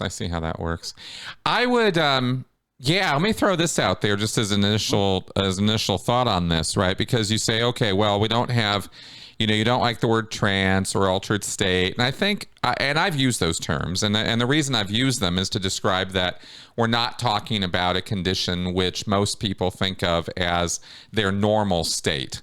Meaning, but their normal states are so many. Oh, I know. I know. I'm not trying to accurately reflect reality right now. I'm talking about perception, Thank God for that. how people perceive themselves, right? Yeah. You're absolutely right. We're in all sorts of states, and there's all kinds of metrics that could be used to measure those states, from emotion to reasoning power to awareness, all these kind of things. And, and there are arguments to be made about all of these. How aware are you when, we see memes of a gorilla walking across a tennis court, but you don't notice it because there's a cute woman there, and it's kind of like, well, you're not very aware, are you? No, I'm hyper aware of this one thing, and therefore maybe not so aware of this other thing. Does that mean I'm somehow unaware? Not exactly. It's all a matter of kind of how we frame it and think about it. And where selective perception, it's called. And yeah. in the last couple of years, there have been counter arguments which support what you're saying. 80% of people, when they're told to count how many times the ball crosses the net in a ping pong game, don't see the two guys in gorilla suits that come on and replace. That's right. That's right. So I guess where I'm going, that's not necessarily a bad thing. That's, that's the point. Is it's a matter of let's take the good and the bad off of this, and instead go, well, what are we really doing? We're manipulating people's perceptions. We're manipulating somebody's thought process or value system. What's good? What's bad? Well, I'm going to sit you down, and we're going to do a little mumbo jumbo here. And at the end of this, you're going to think a little differently than you do now. Right? And maybe you're not going to necessarily be aware of or consciously thinking about all the things I'm doing to you, because I'm going to guide you through this process. And here we have this guided imagination concept. Yeah. And so it's a matter maybe of kind of understanding the nuances of, well, what are we talking, perception and awareness and consciousness. These are really loosey-goosey words in a lot of ways, depending on how you're approaching these things, right? So I think it's a little important to narrow these things down a little bit. When I use the word trance or altered state, I'm referring to a place where you have been manipulated or brought into a state where somebody else's ideas or your own imagination can start having the same degree of reality and realism or agreement or acceptance to you that your own conscious thoughts and feelings have on you. And and again, we could sit here all day making arguments, and I know people will sometimes in the comments make arguments about, oh, well, you're not even really in charge of all of your own thoughts and feelings. Yeah, I know. But I'm trying to explain this in ways that people can kind of easily understand of, well, there's the things there's the things you're seeing right now. And then there's ways of curving that to where you think that's what's happening, but in fact, it's somebody else kind of throwing you some stuff instead. And you accept it. You buy into it. You go, yep, this is reality. And so this is where I might suggest past life memories could be installed, or the idea of, ethics is reason, ethics is survival. These crazy kind of very fundamental ideas that Hubbard introduces to people through both the process of auditing, through repetition, mantras, overwhelming their perception, or through training, where the person just sort of accepts this information because it's an authority figure telling them, so they receive it uncritically. Both of those are, I think, different ways of talking about or looking at what we're talking about when we start throwing this word hypnotism around. I don't know. What do you think about everything I just said there? No, I think it's very useful. Okay. The point is, however, that the outside agency directing your thoughts is not necessarily in the present moment. And good point. The problem is that we, by the time we realize, we're already in the river swimming when we wake up, somewhere between the age of 5 and 12, to being in the river. And our perception of the world is very limited. We have, perception is the receipt of wavelengths through the senses. That's right. And we can't see infrared, we can't see ultraviolet. So we have, an eagle has seriously better eyesight than we do. Our hearing is appalling compared to a cat, a dog, or a whale. Indeed, they can hear 100 times more than we can. So, those wavelengths that are between sound and color, we're missing. Those that are beyond color, we're missing. So we have poor perceptual skills in those terms. Our body there are parts of the body that are majorly interpretive of sensation. So the fingertips, the lips, the tongue, as represented in the diagram of the brain, showing how much of the brain is associated with the eyes, with the fingers. You get this strange little creature with huge fingers. We have limited perception. Those perceptions are that's already limiting what we'll be able to see. The next part is interpretation, and the problem is that our interpretation never can become objective. It can't. Right. That's right. Because there are limitations upon, and that interpretation will be conditioned by what we've been taught, outside influence, what we've experienced. I mean, it bothered me before Scientology. So as a 17-year-old, that there seemed to be there was nature and nurture. And these were the two things that were going on. And I'm going, well, can't I influence this by understanding anything? Isn't there a third part to this, that I wasn't just conditioned into this, or it's just genetic? Am I not? And the contemporary view of evolution actually now finally allows a self to be part of that. But the self, oh dear, we have come in psychology to the point where Buddhism rules. There is no self. I think James Watson of Crick and Watson fame, the DNA stuff, was the last person to seriously suggest that there was a control center in the brain. So there was he thought it was the chiasmatic nucleus. It isn't. And what is happening is that the 200 brain regions are interacting in real time so that I can say words without having to think about what I'm going to say. And that's a scary thought.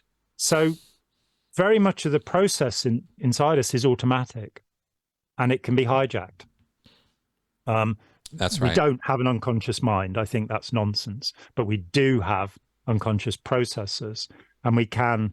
When I was involved in Zen Buddhism for a year before Scientology, and learned to meditate in a monastery and all that great stuff. And meditation was very useful for me. But I think the context of meditation becomes really important. It can be very dangerous if you don't get what's going on. But it was useful to me in that I sat there in the Zen monastery, and I only lasted 3 days. I'd meant to go for 6 months, and I'm really glad at the end of 3 days I left, because I absolutely consider Zen Buddhism to be an authoritarian cult. Clever and amusing, though, and insightful many of the things are. The idea of the Zen stick, where you're thwacked over the shoulders if you move at all while meditating, doesn't seem to me a humanely acceptable technique, let alone their training of the whole of the Japanese military, which took away any, they were the worst people to come up against, because they had complete contempt for anybody who was not Japanese. That's right. They murdered perhaps 400,000 people at Nanjing. That's more than Hiroshima and Dresden combined. Civilians. And the general that did it was commended by his Zen master. Right. So, we have to be a bit careful about these things. But for me, one of the revelations of meditation was that I could see there were processes going on in my mind that were normally below my consciousness, but they were not unconscious. And I got to seeing 4 levels of thinking that were active at the same time, just for a moment while in the monastery. And that opened the world up to me and made my perception of who I am and what I am different. I know that we're thinking in language, so we're encoding everything into language, which is a very inexact thing. And then we think in that very inexact thing. That's why it's really important to rebrand, to take the words that we're used to using, like trance, altered state hypnosis and say, let's push those aside and look at what we're describing and see if there's a way that we can better understand it by using, a different language, because the language itself starts to determine what we're able to think, as George Orwell pointed out in 1984. Sure. So that idea there's an external source directing me through suggestibility, yeah, that's interesting, but it's happening internally as well. Yeah. So the state that we call hypnosis is of itself deeply controversial.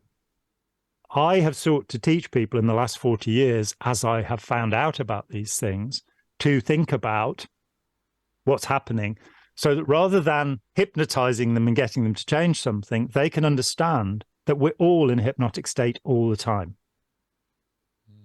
Yes, you have this separate thing of putting somebody into a trance, but the reality is that the processing that occurs in the mind is 24/7. And we are, so for example, take priming. Darren Brown is the go-to guy to understand this stuff in real time because of what he's been able to do and demonstrate. That's right. So he did one of his early shows about 20 years ago. He took two guys and he had them, he said, I want you to design a poster for a pet cemetery. And when they were done with it, he showed them that he'd already drawn all of the stuff. And then he showed you the route that he'd had them travel and the images they'd been exposed to during that route. Now, I think some of the things they came to, you'd come to anyway, the gates of heaven and stuff like that. But they'd visually been primed to think these things.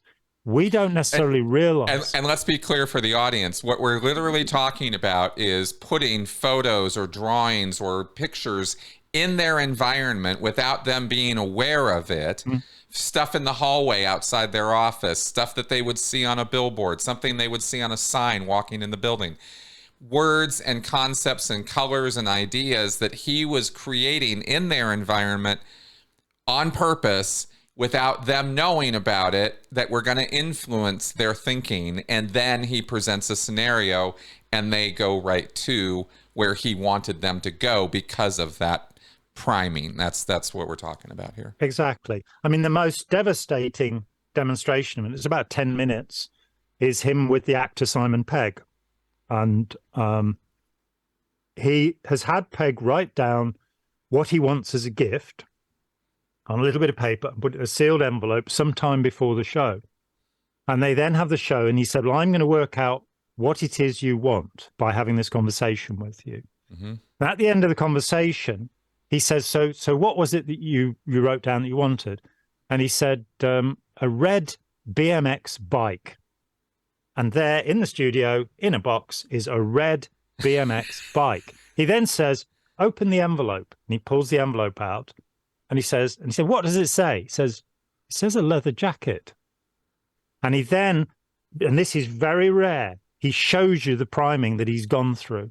And it's quite startlingly exact. They've got all of these wheels, all of these circles in the environment. The color red is there. Yes. And when you listen again to the spiel that he gives, you realize that he's used all sorts of words that are associated with bicycles. Yes. And exactly. half words. That's right. This is priming, and this is a process that doesn't happen. You don't need Darren Brown. Just looking around the room, whatever catches your eye is priming you, because it's putting your mind towards that within the unconscious processes. So, if Tony Robbins or somebody like this, these seminars use incredible amounts of priming to bring people into a certain state of mind, exactly, where they can be directed. Let's put aside manipulated. Let's put aside suggestibility. We can direct other people. Yes. And it's so much simpler than people imagine. If you want to affect somebody emotionally, there are certain words you can use that will change their emotional state. For most people. Funeral, death, sex. There are things that take the mind to a certain place. And if you can keep that going for long enough, you can put somebody into a place where you can change their mind. Now, the fundamental practices, and I should have patented this, this is my thought, that I've not seen anybody say this so simply, are repetition, fixation, and mimicry. So fixation, let's start with training routine 0 and staring at things, the Ganzfeld effect. If you sit somebody, and Darren Brown's done this too, in a completely dark room, within a few minutes, they will think there's something moving. They will hear something.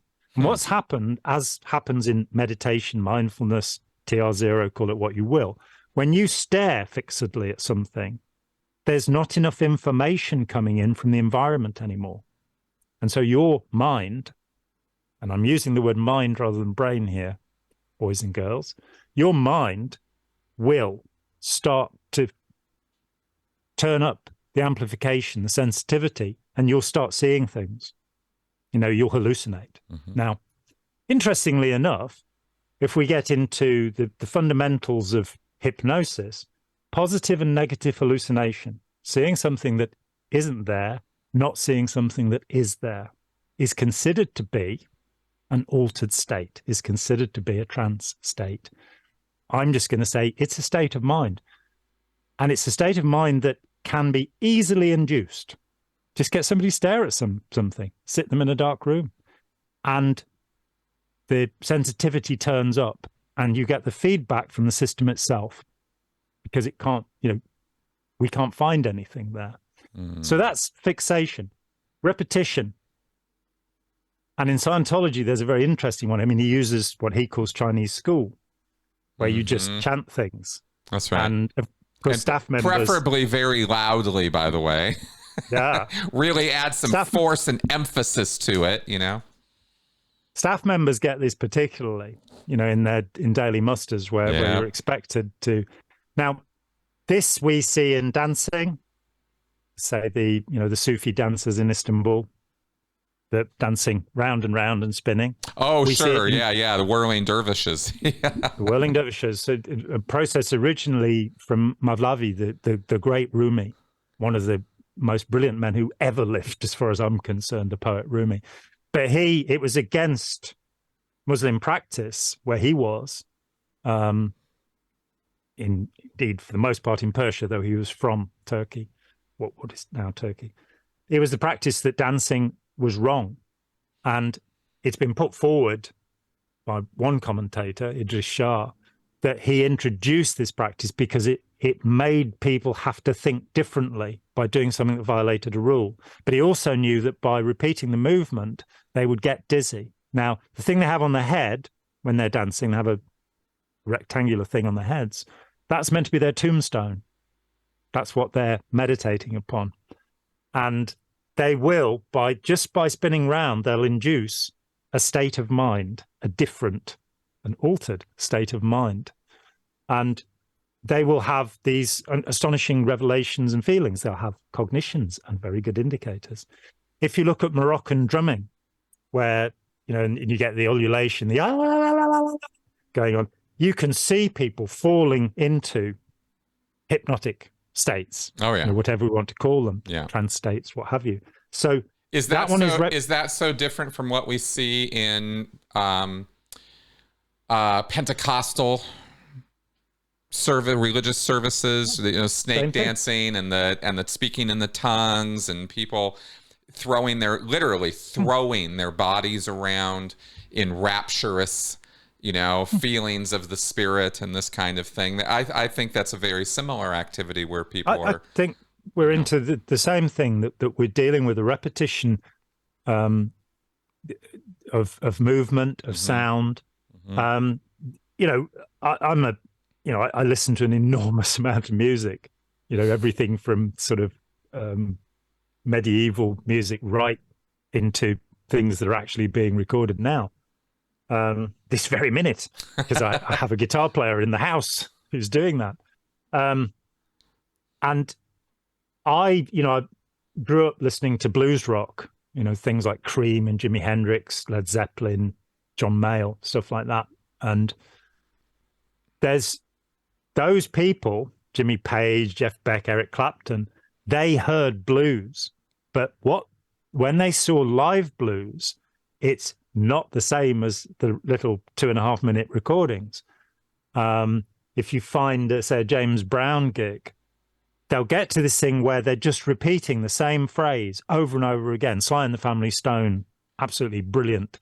And it induces a state, you know, by repeating the same phrase. And it's fun, it's fine, until and unless, as William Sargent, the psychiatrist who is considered the #1 suppressive person in Britain, as he pointed out, I think in his book, The Mind Manipulators, he went on a tour of the world to look at these, you know, states that were being induced by certain things. And he talked to a male nurse who said, if you want to get laid, go to a revival meeting, because the women get so high that you can just take them out. So wow. There's a piece of advice that I don't want anybody to be following. Well, yes, please don't do that. Yeah, wow. That would be called taking advantage of somebody. Yeah. That's the repetition aspect. Yeah. So we go into a state because, and you can do it. I think it was, I remember there was Wordsworth or Tennyson who said, if you just repeat your name over and over again, you'll go into a state. Well, of course, this is transcendental meditation.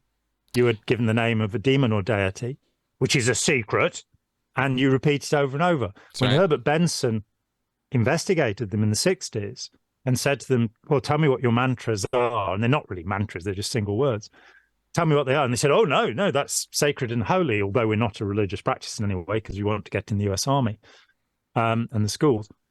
And so he said, all right, I'll get people to use the word one.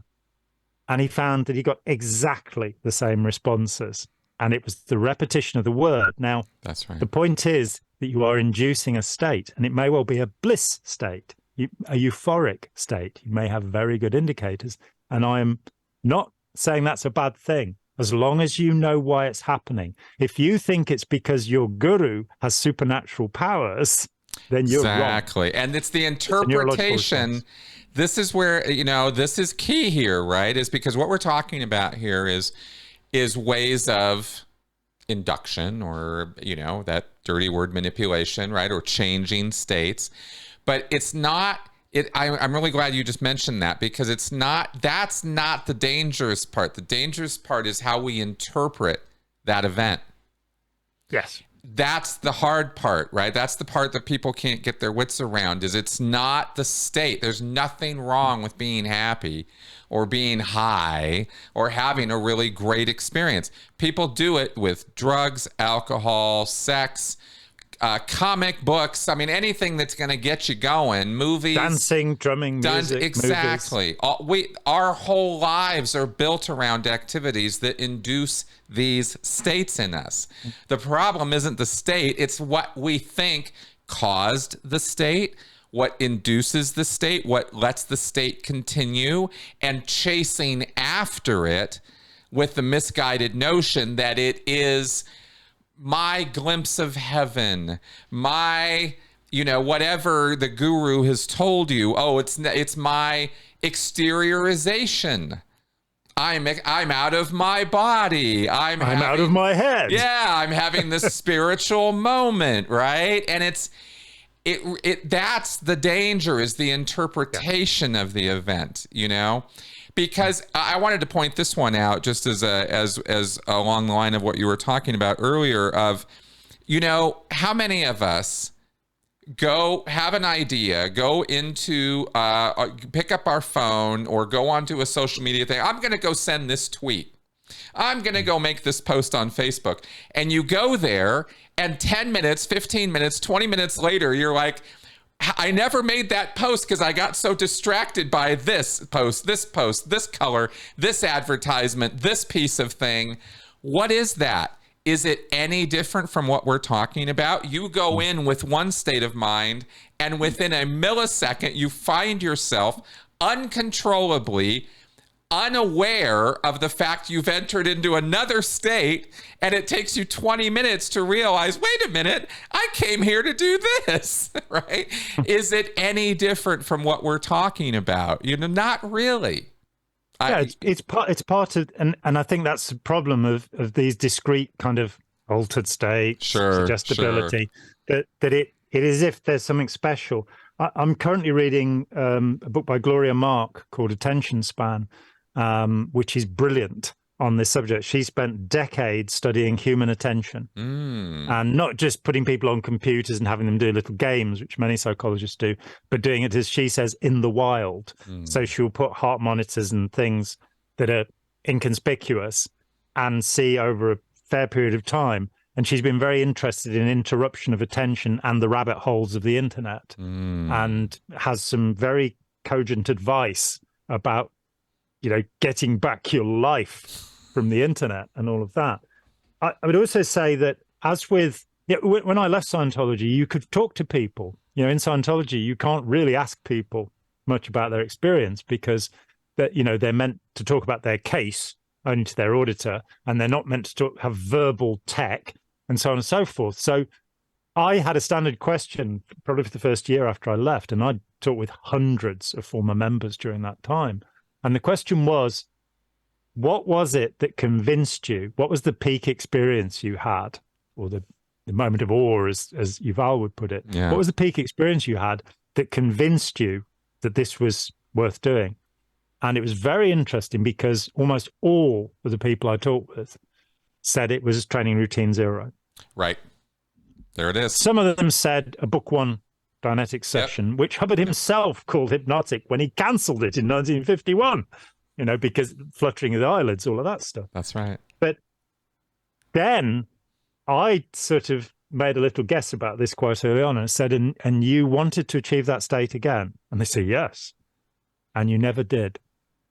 Yes. Now, this is exactly parallel to drug experiences. Yes. With hard drugs, addictive drugs. That's right. That you build tolerance up. It requires more and more to get the same effect.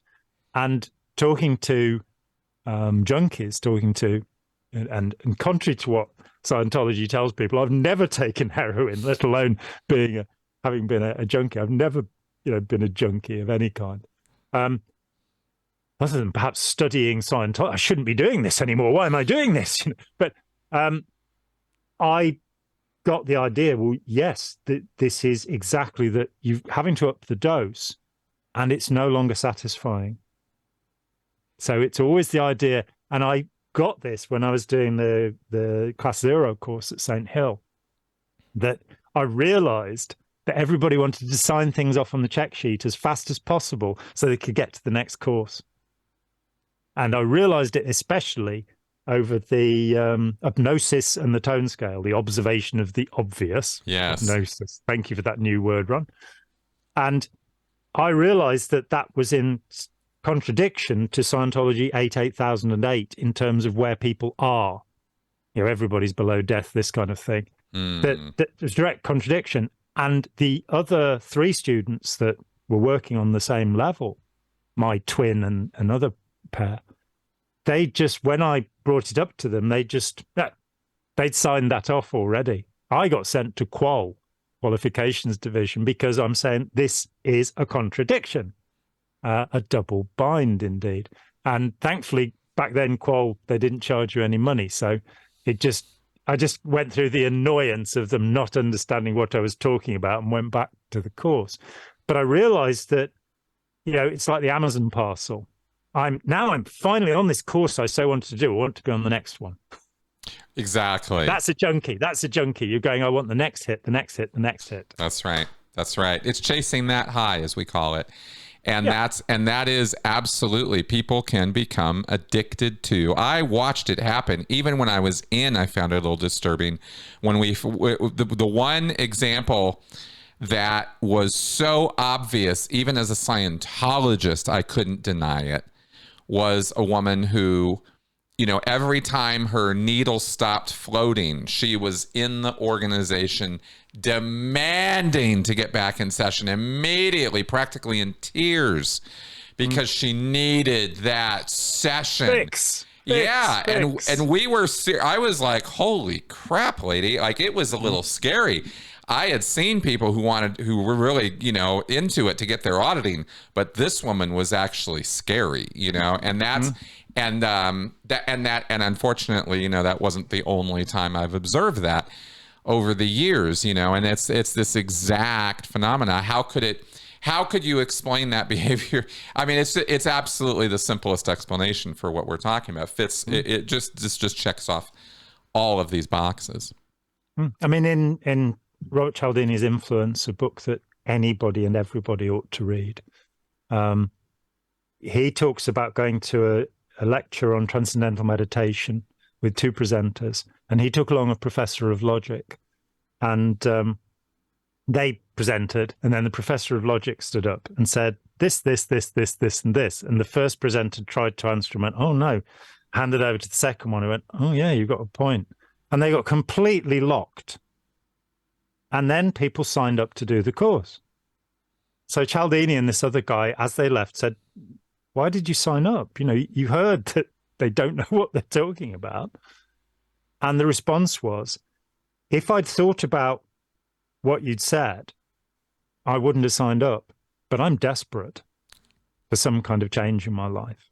And so people are hooked in that way. Yeah. The third thing I came to, you know, in trying to simplify this whole mess is mimicry. Yeah. So we have repetition, fixation, and mimicry. And if you ape somebody else, that's the word that's used in English, it's a good word for that, because apes don't do it, we do, then you will start to behave like them. And it's actually foundational to cognitive behavioral therapy, and one of the things that they don't necessarily understand about what they're doing, it's called patterning in other places. Now, in Scientology, you have, in the objective processes, the direct use of mimicry, where you are seeking to sync people. Now, hypnotists the technique they use is called pacing.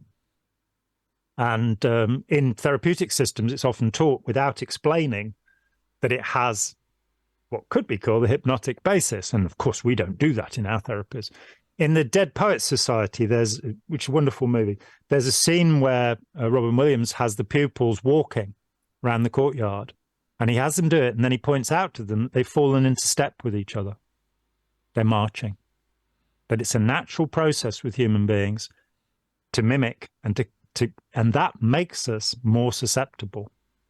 It's presumably why armies the world over do the left, right, left, right, left, right, left, right, and all of that stuff, that you are basically conditioning people into obedience, into response. Yep. That's right.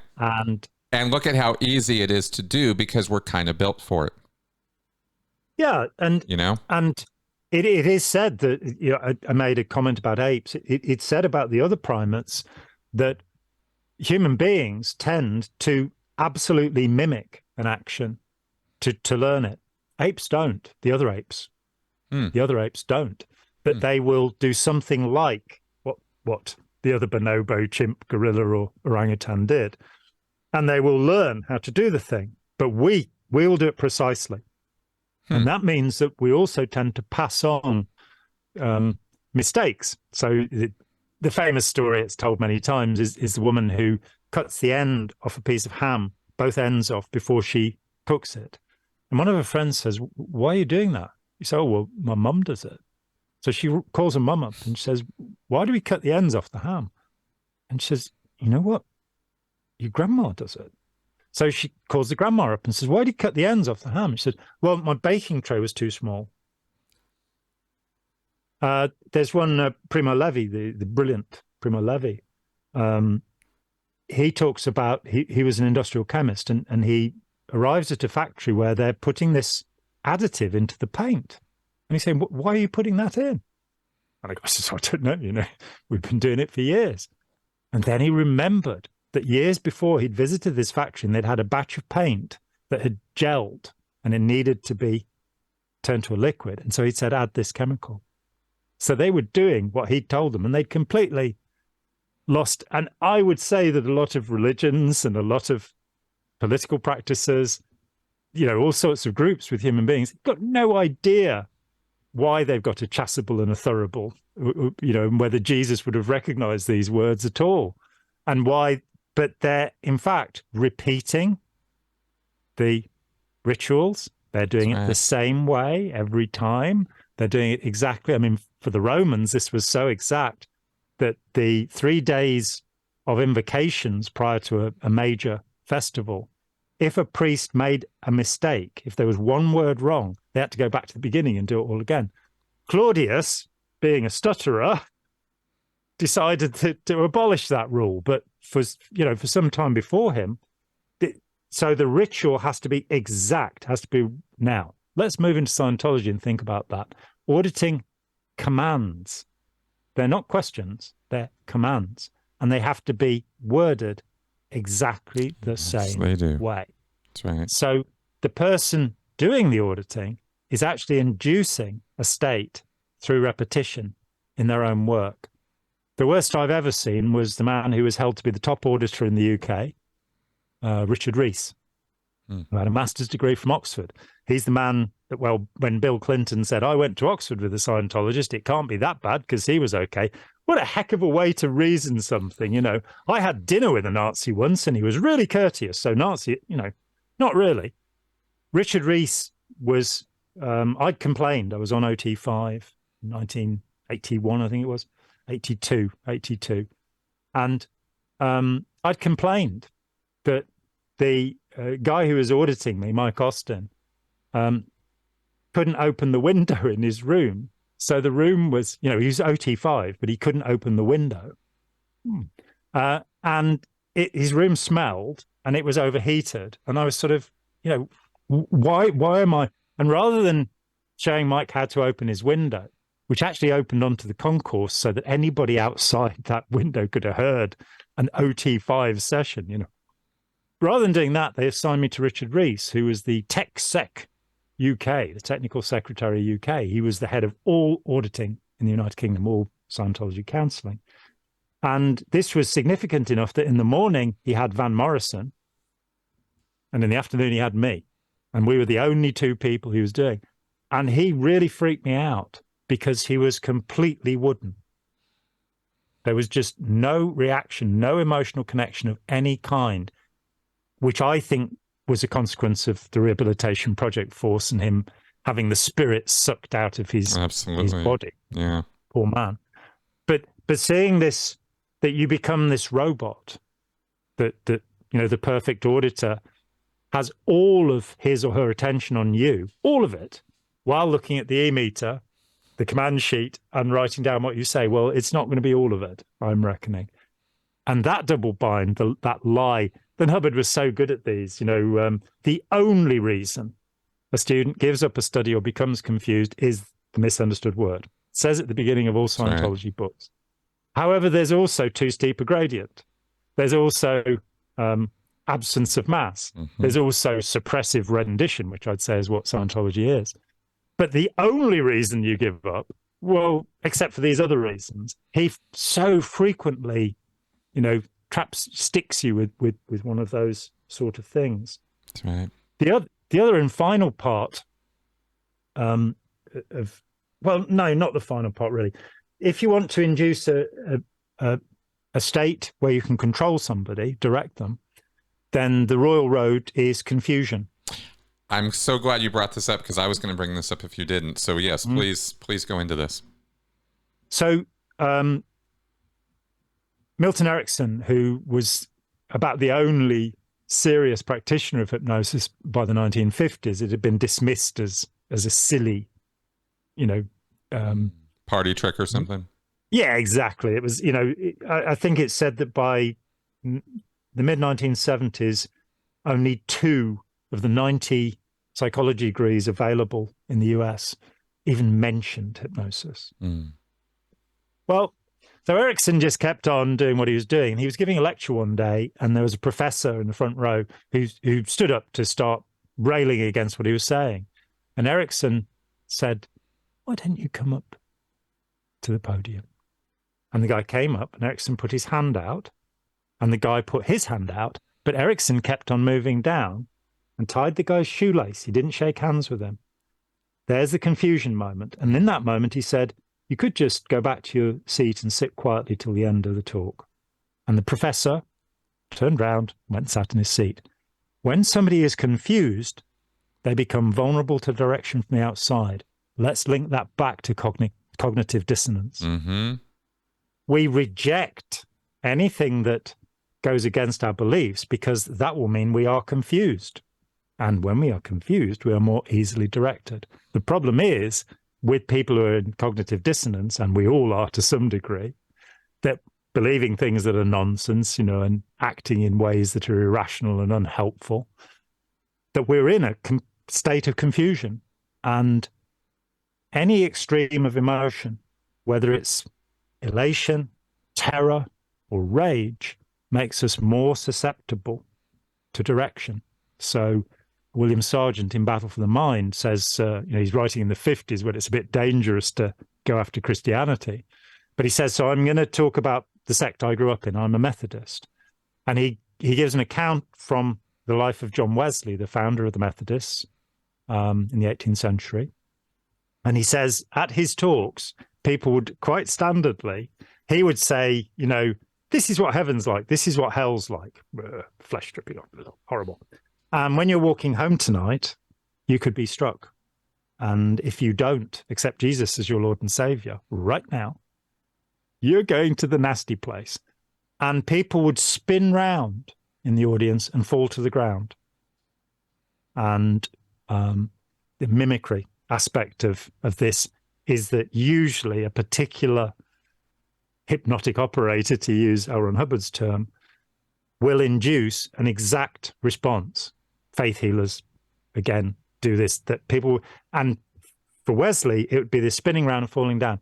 There was a guy who's at the back of the hall and he starts shouting at Wesley and saying, this is absolute nonsense, what you're saying. He takes 5 steps, spins around, falls to the ground and stands up converted. Any extreme of emotion makes you more vulnerable to external direction. And so, enraging somebody, a really clever manipulator can actually get you absolutely furious and then put in the control they want, which in Ron Hubbard's case would be, give me all your money. The governing policy of Scientology, make money, make more money, and all of that. That's nonsense. One wonders, what comes to mind for me right now is commenting on Larry Ray, yes. Yeah. Right? From that Hulu Stolen Youth documentary, right? The man who basically enslaved about 5 college students for a period of around 10 years. And so he moves in with his daughter who's at college, and he then takes over these students. That's right. Who are eminently clever people, some of them, and he manages to completely control them. I've not seen the documentary, but I've heard about it from you and from Steve Hassan. Yeah, it's impressive, and it's impressive to watch the video footage of how he was going about doing that, because what you hear in him is a calm, sort of not calm like why don't you, but very much not responding to the horror story that is in front of him, whether it's somebody having a psychotic episode or somebody, who is being castigated and physically abused by Larry Ray as he's talking to them, antagonizing them, pushing them, saying things to them. But a comment that I made in response to Larry Ray and watching that is the superpower, I called it, that these manipulators or predators seem to have in those moments where somebody can come at them. And this has been noted by people. Jim Jones could do this. L. Ron Hubbard could do this, where somebody could come at them even pissed, even upset with them. I'm upset because you have blah, blah, and they're going to go confront them on it, or they're going to go into their presence and they're going to talk to them about something. And either way, they end up walking out, not only just absolutely positive that this person, not only this Larry Ray character, this L. Ron Hubbard character, not only wasn't wrong, but they walk out of that room wondering what's wrong with themselves that they ever even thought to question the motives and intentions and goodness of this predator. Yeah. and I called it a superpower, being able to turn that on a person. And it suggests a little bit of what you were just talking about there, where somebody comes in a confusion. They are upset. They are angry about their cognitive dissonance. They are trying to resolve. Here's this person, this authority figure again, right? Who they have invested their emotional life in. And now this person seems to be betraying those values, seems to be a hypocrite, because they are. And they're going to go, resolve this cognitive dissonance. They're going to go resolve this problem they have with this guy. And instead, it somehow gets turned on them. And now they're questioning themselves, right? And I can't help but think of what we were just talking about there, with taking that confusion, taking that issue, and using it as an opportunity to install some more nonsense in the person, Yeah, and it became so extreme that the trauma bonding, as some people call it, that was occurring in 1968 aboard Hubbard ships, where that's for sure. I've interviewed lots of people about overboarding, and I published the photographs that Hubbard took in Auditor number 41. I put them on the internet in the mid-90s. That's where it came from.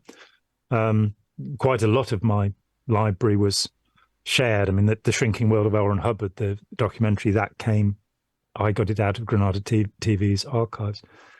But to see, which is filmed in that period, and everybody should watch that to see the wretched state that the Sea Organization were in. They look so distressed, and Hubbard blinking his way through, lying his way. I had no second wife. There are no Swiss bank. There is one Swiss bank account, and him being asked about his belief in reincarnation, and he hesitates. And so Charlie Nairn says, but your followers believe. And Hubbard goes, oh, yes. All right, fine, good. Karen de la Carrière, and I'd interviewed lots of people who'd had this happen to them. She pointed out that in the harbour at Corfu, where they were throwing them over, there were other ships docked, and all of the ships were discharging their sewage into the water. So these people were being thrown from 25 to 40 feet high. The high diving board at our swimming pools is 14 feet. Some of them couldn't swim. They were being blindfolded. They're having their ankles tied together. And you go, just the direct trauma bonding that's happening here, that you've got to come away from this, again, following Cialdini's consistency or commitment principle, or the sunk cost fallacy. I've had this horrible thing done to me. What's the benefit I've got? Yes. So it was good for me in this way to be thrown into human excrement by this monster who is saving humanity, because he cares about trauma. He doesn't want to cause engrams by throwing people into sewage. There may be another of those double binds going on there. And then just to get into what the states are that are associated with this thing that's called hypnosis.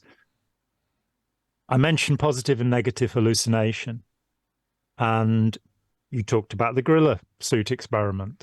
So selective perception means this isn't just a hypnotic effect. This is something that we're all selecting from the environment, that which is significant to us. And that means that there'll be negative hallucination. There'll be things we don't notice. Yes. Then there's positive hallucination. As you also said, the function of the mind is to predict. So this whole meditation to be in the present moment, no, you need to be alert to what's happening so you can predict what will happen, so that the lion doesn't eat you or whatever. We have these things. In terms of positive hallucination, if you're driving along at night and you see a pile of leaves by the side of the road, you can instantly read that as a person. I mean, I had it happen where there was a black waste bag in the road, and it looked as if there was somebody lying down in the road. Sure. Because, and again, if you see an abstract pattern and there are two dots in it, you will interpret them as eyes. Mm-hmm. And as a painter, I'm very familiar with Gestalt and how people read things, because I make abstract paintings that are complicated, and people start seeing highly realistic things in them. But what they're seeing is only in their own mind. It's not something I put there. And that I devised this method while I was a Scientologist, and probably wasn't meant to be studying Gestalt psychology, but, a bit of a maverick, just as L. Ron Hubbard said he was. So we will interpret the world with positive hallucination. We'll see stuff that isn't there in our attempt to work out what is. But getting people to see things or not see things is part of it. You then have age regression and age progression. So in Scientology, it's age regression. You are finding things in the past that, are memories. And you get this interesting mixture that some of what you remember will be real. Mm-hmm. It used to bother me because I have a reasonably good memory. And I'd be auditing somebody, and I'd realize that if I asked them what they had for breakfast, they probably couldn't tell me. But they'd be saying, oh, yeah, I was 6 years old and this, that, and the other. So that leads us into the past lives stuff, which is age regression. It's making somebody. Now, the reality is that when you tell somebody to regress to age 7, they will mimic a 7-year-old talking in the way a 7-year-old would. They're not actually entering that time. There's mimicry going on. And mimicry is one of the most fascinating aspects of humanity. I got to this. I knew 2 women who read the book When Rabbit Howls, which allegedly describes a person who has 99 personalities, distinct personalities, multiple personality disorder, before we started calling it dissociative identity disorder. And there are skeptics in this room at this moment about that condition. Yes. Because we are all capable of mimicking anything. That's right. Any behavior another human being can do. I saw these 2 women. I knew them, one of them very well, before they read this book. And they read this book, and they each developed multiple personalities. Yeah. It was shameful to see. It was awful to see how. So because we can mimic states, we have to be very careful about how we diagnose somebody and what's really going on with them. And part of that is the induction of false memories through age regression. Mm-hmm. And, again, Derren Brown, he had a guy who was going, oh, yeah, I was 5 and I went up in this hot air balloon. And it just taken him a few minutes to get the guy to believe this. And he'd already checked with the guy's family and what have you to make sure it had not happened. And so you have people who are talking about being in combat alongside L. Ron Hubbard, or, the time they spent on the planet Zog or what have you. And you are into a completely hallucinated world, which a hypnotist would say, that's hypnotism. Yeah. You then have age progression, which doesn't happen so much in Scientology, but you can get somebody to do the opposite. You can get them to go forward. Now, this is used as a therapeutic technique by some people. One of the ones is sit down and write a list of the things that you want to have achieved by the time you die. And that can be very beneficial to people to focus them on what really matters to them. That's age progression. Then you can have amnesia and hypomnesia. Hyperamnesia. Amnesia, you can get people to forget things. And we do quite naturally. Mm-hmm. Or you can get people to remember things. And again, Hubbard will have seen this as a fundamental technique when he was studying hypnosis, which he said he started doing when he was 16. He says in Dianetics is not in any way based on hypnosis. He also says in Dianetics, same book, it's totally based on hypnosis. And he also, as I famously repeated, in Science of Survival said, never believe a hypnotist.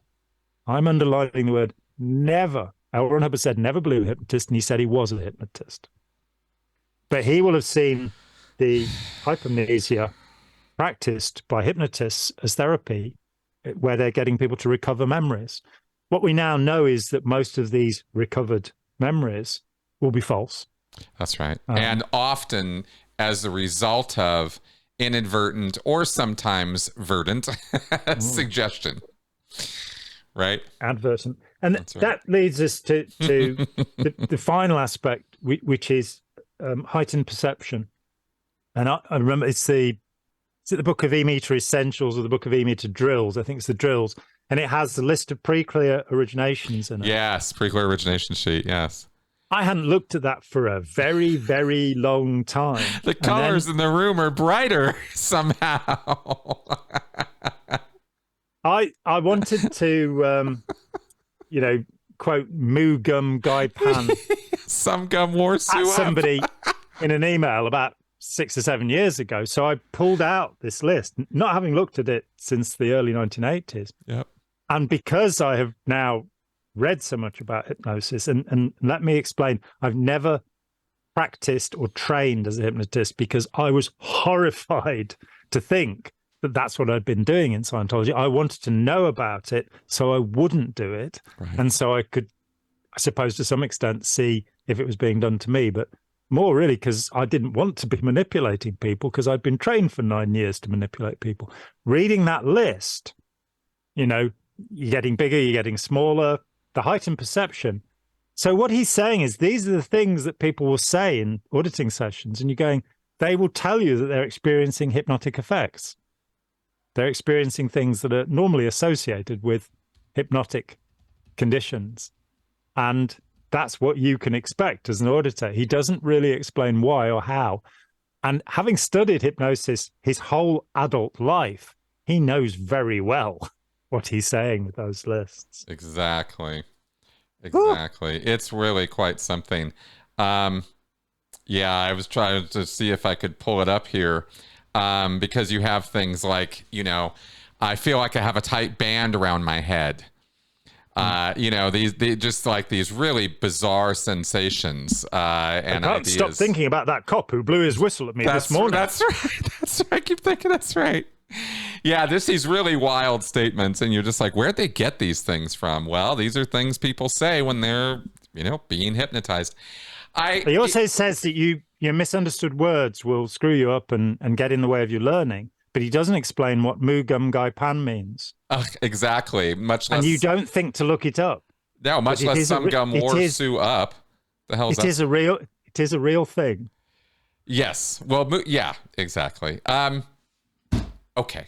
Let me say this. Let me see what your thinking is on this, and then we'll maybe wrap up here. It seems to me that a lot of what we've been talking about when we and sort of debunking maybe these concepts, or not debunking, but modifying, or we're going to be clarifying, the trance and altered states and these various things, right? What are we talking about? Illuminating. Yeah. Okay. There we go. Illuminating. Shining some light on this. I hope that kind of what I'm getting here, and I hope what the audience has kind of been getting from what we've been talking about here, is that we're not off in the field of abnormal psychology right now. No. We're in the very normal psychology field here and talking about all of this. We've been normalizing a lot of things here. We're talking about things everyone experiences all the time. You watch TV, you go into a classroom, you go see a lecture, you go to a movie, you go watch a concert, you talk with a friend. Talk with a friend, exactly. Just as we are doing now. Yeah, all these different places we go. Well, what are we doing? Well, we're receiving input. We're giving output, but we're receiving a lot of input. And what are we doing with that? What's it doing to us? Well, it does all kinds of things to us. Gets us thinking, gets us feeling, gets us emoting. But sometimes it can get us into a place where we're accepting information uncritically. Yes. And if that's not suggestion, I don't know what is. And there are lots and lots of things that can put you in that place. So could we say we're all running around in a hypnotic trance all the time? Probably a little strong language using, describing it that way. But are we always aware of what we're inputting and how we're thinking about it? No, we are not. And if anything is being made in an effort on my part, or I think on Jon's part, in discussing critical thinking, emotional intelligence, mindfulness or awareness or learning or understanding this stuff, you know, we use these words. And I think what we're really talking about here is kind of being a little bit more aware of what you're inputting, you know? And what's affecting you, and what are you choosing to let affect you, and how are you interpreting these effects? Because it's going to happen. These things are going to happen to you. How do you interpret it?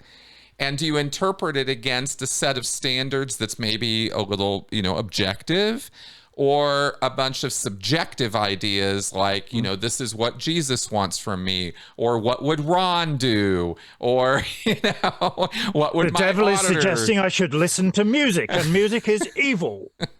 Right. Yeah. So it just seems that, you know, this is maybe more of a broad, if you wanted to start putting this in language of, well, is this a problem?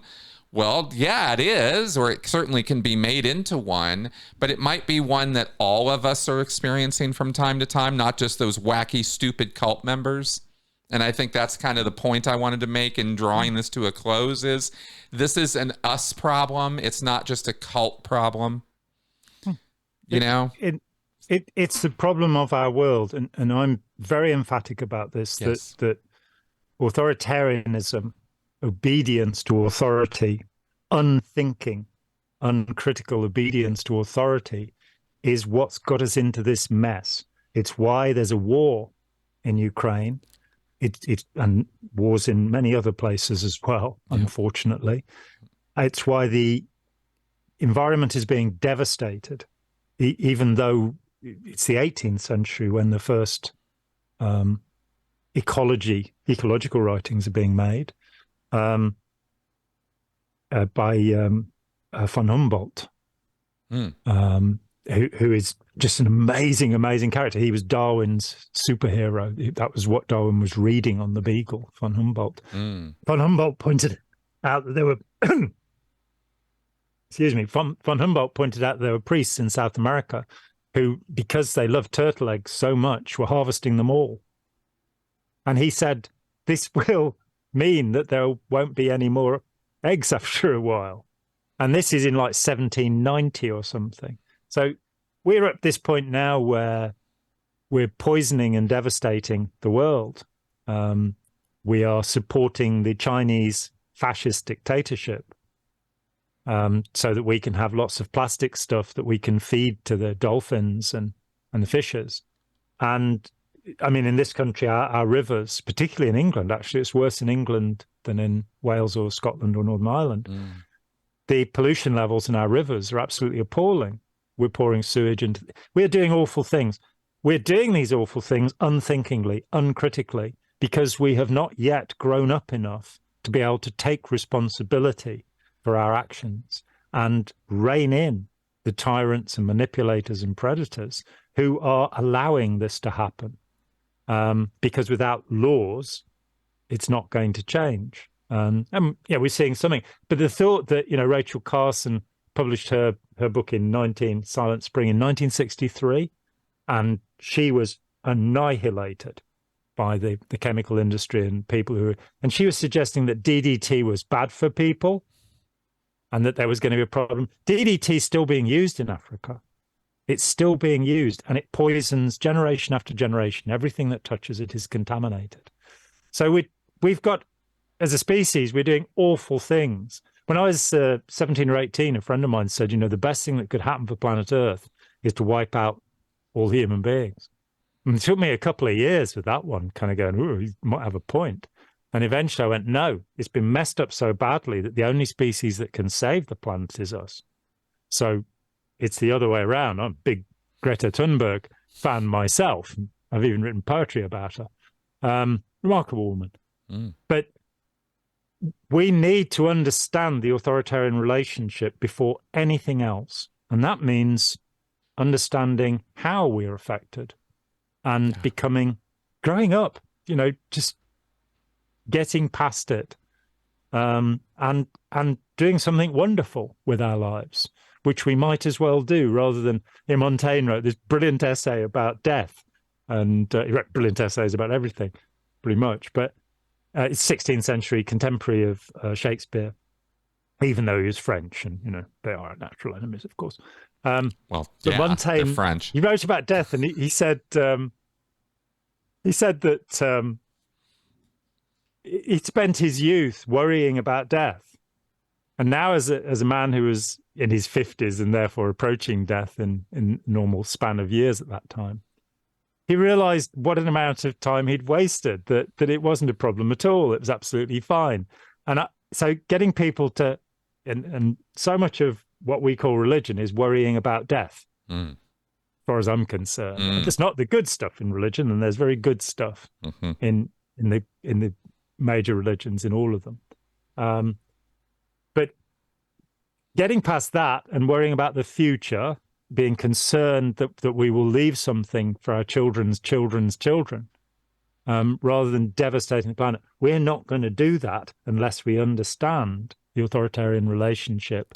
Right. Stop worshipping gurus and start, electing politicians who care for a change, rather than the horrible narcissists that we tend to put in charge of us. And there's no party political thing for me there. I have no political affiliation.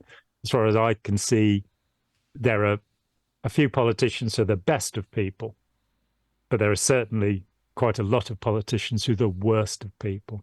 And so we need to understand that. And I mean, as you well know, the book I've written about it is Opening Our Minds, avoiding abusive relationships and authoritarian groups. And when Michael Langone, who was then the head of the International Cultic Studies Association, read the book a few years ago, he said, nobody's ever done this before. That you've not just taken cults, taken all of the places where this psychology exists, this coercive psychology is used, and shown it's the same thing that's being used. It's not complicated. It's quite straightforward. But for some reason, apart from the course you did at Salford University with Rod and Linda Dubrow-Marshall, there is no other master's course on this subject. That's right. That's right. And that's why it's so important. And that's why we promote it so much, Yeah. I haven't made a T-shirt yet, but the book is available in print as an ebook, and there's even a version of me reading it. And it'd be good to have that conversation to get that out into the world. So I would like, the devotees and followers that we've created through this program to now go out on street corners and sell worn copies of my books until such time as I become the richest man in the world. And there we go. That's evidently my purpose. There we go. You will sell the books. You will sell the books. You will sell the books. Yes. Well, as they say, and Chris's books too. Yeah, this is important stuff, and I agree with Jon. I think that we have that old, those who okay, hop down, buddy, hop down. Thank you. We have that Benson. Old, yeah, exactly. He got in the room here, so I'm gonna have to snip that out. We have that old saying in history: those who don't know history are doomed to repeat it. I sort of varied that up a little bit with those who don't know history are doomed to be assholes. But curiously, Jim Jones had it above his throne at Jonestown, the Santayana quote. But it's like, I wanted to throw in, because we found the source of it, this thing that's attributed to Voltaire. Oh yeah, people who believe absurdities will commit atrocities. Yeah. Voltaire never said that. Nope. But it was said by Radhakrishnan, who was the second premier of India.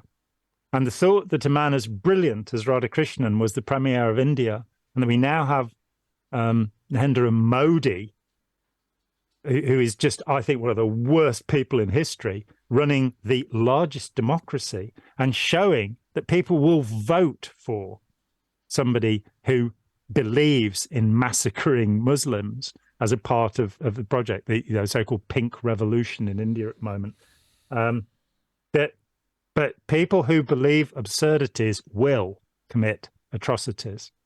And to not believe absurdities means you're going to have to think, you're going to have to find your way through and come to a principle for me that says we are pro-human.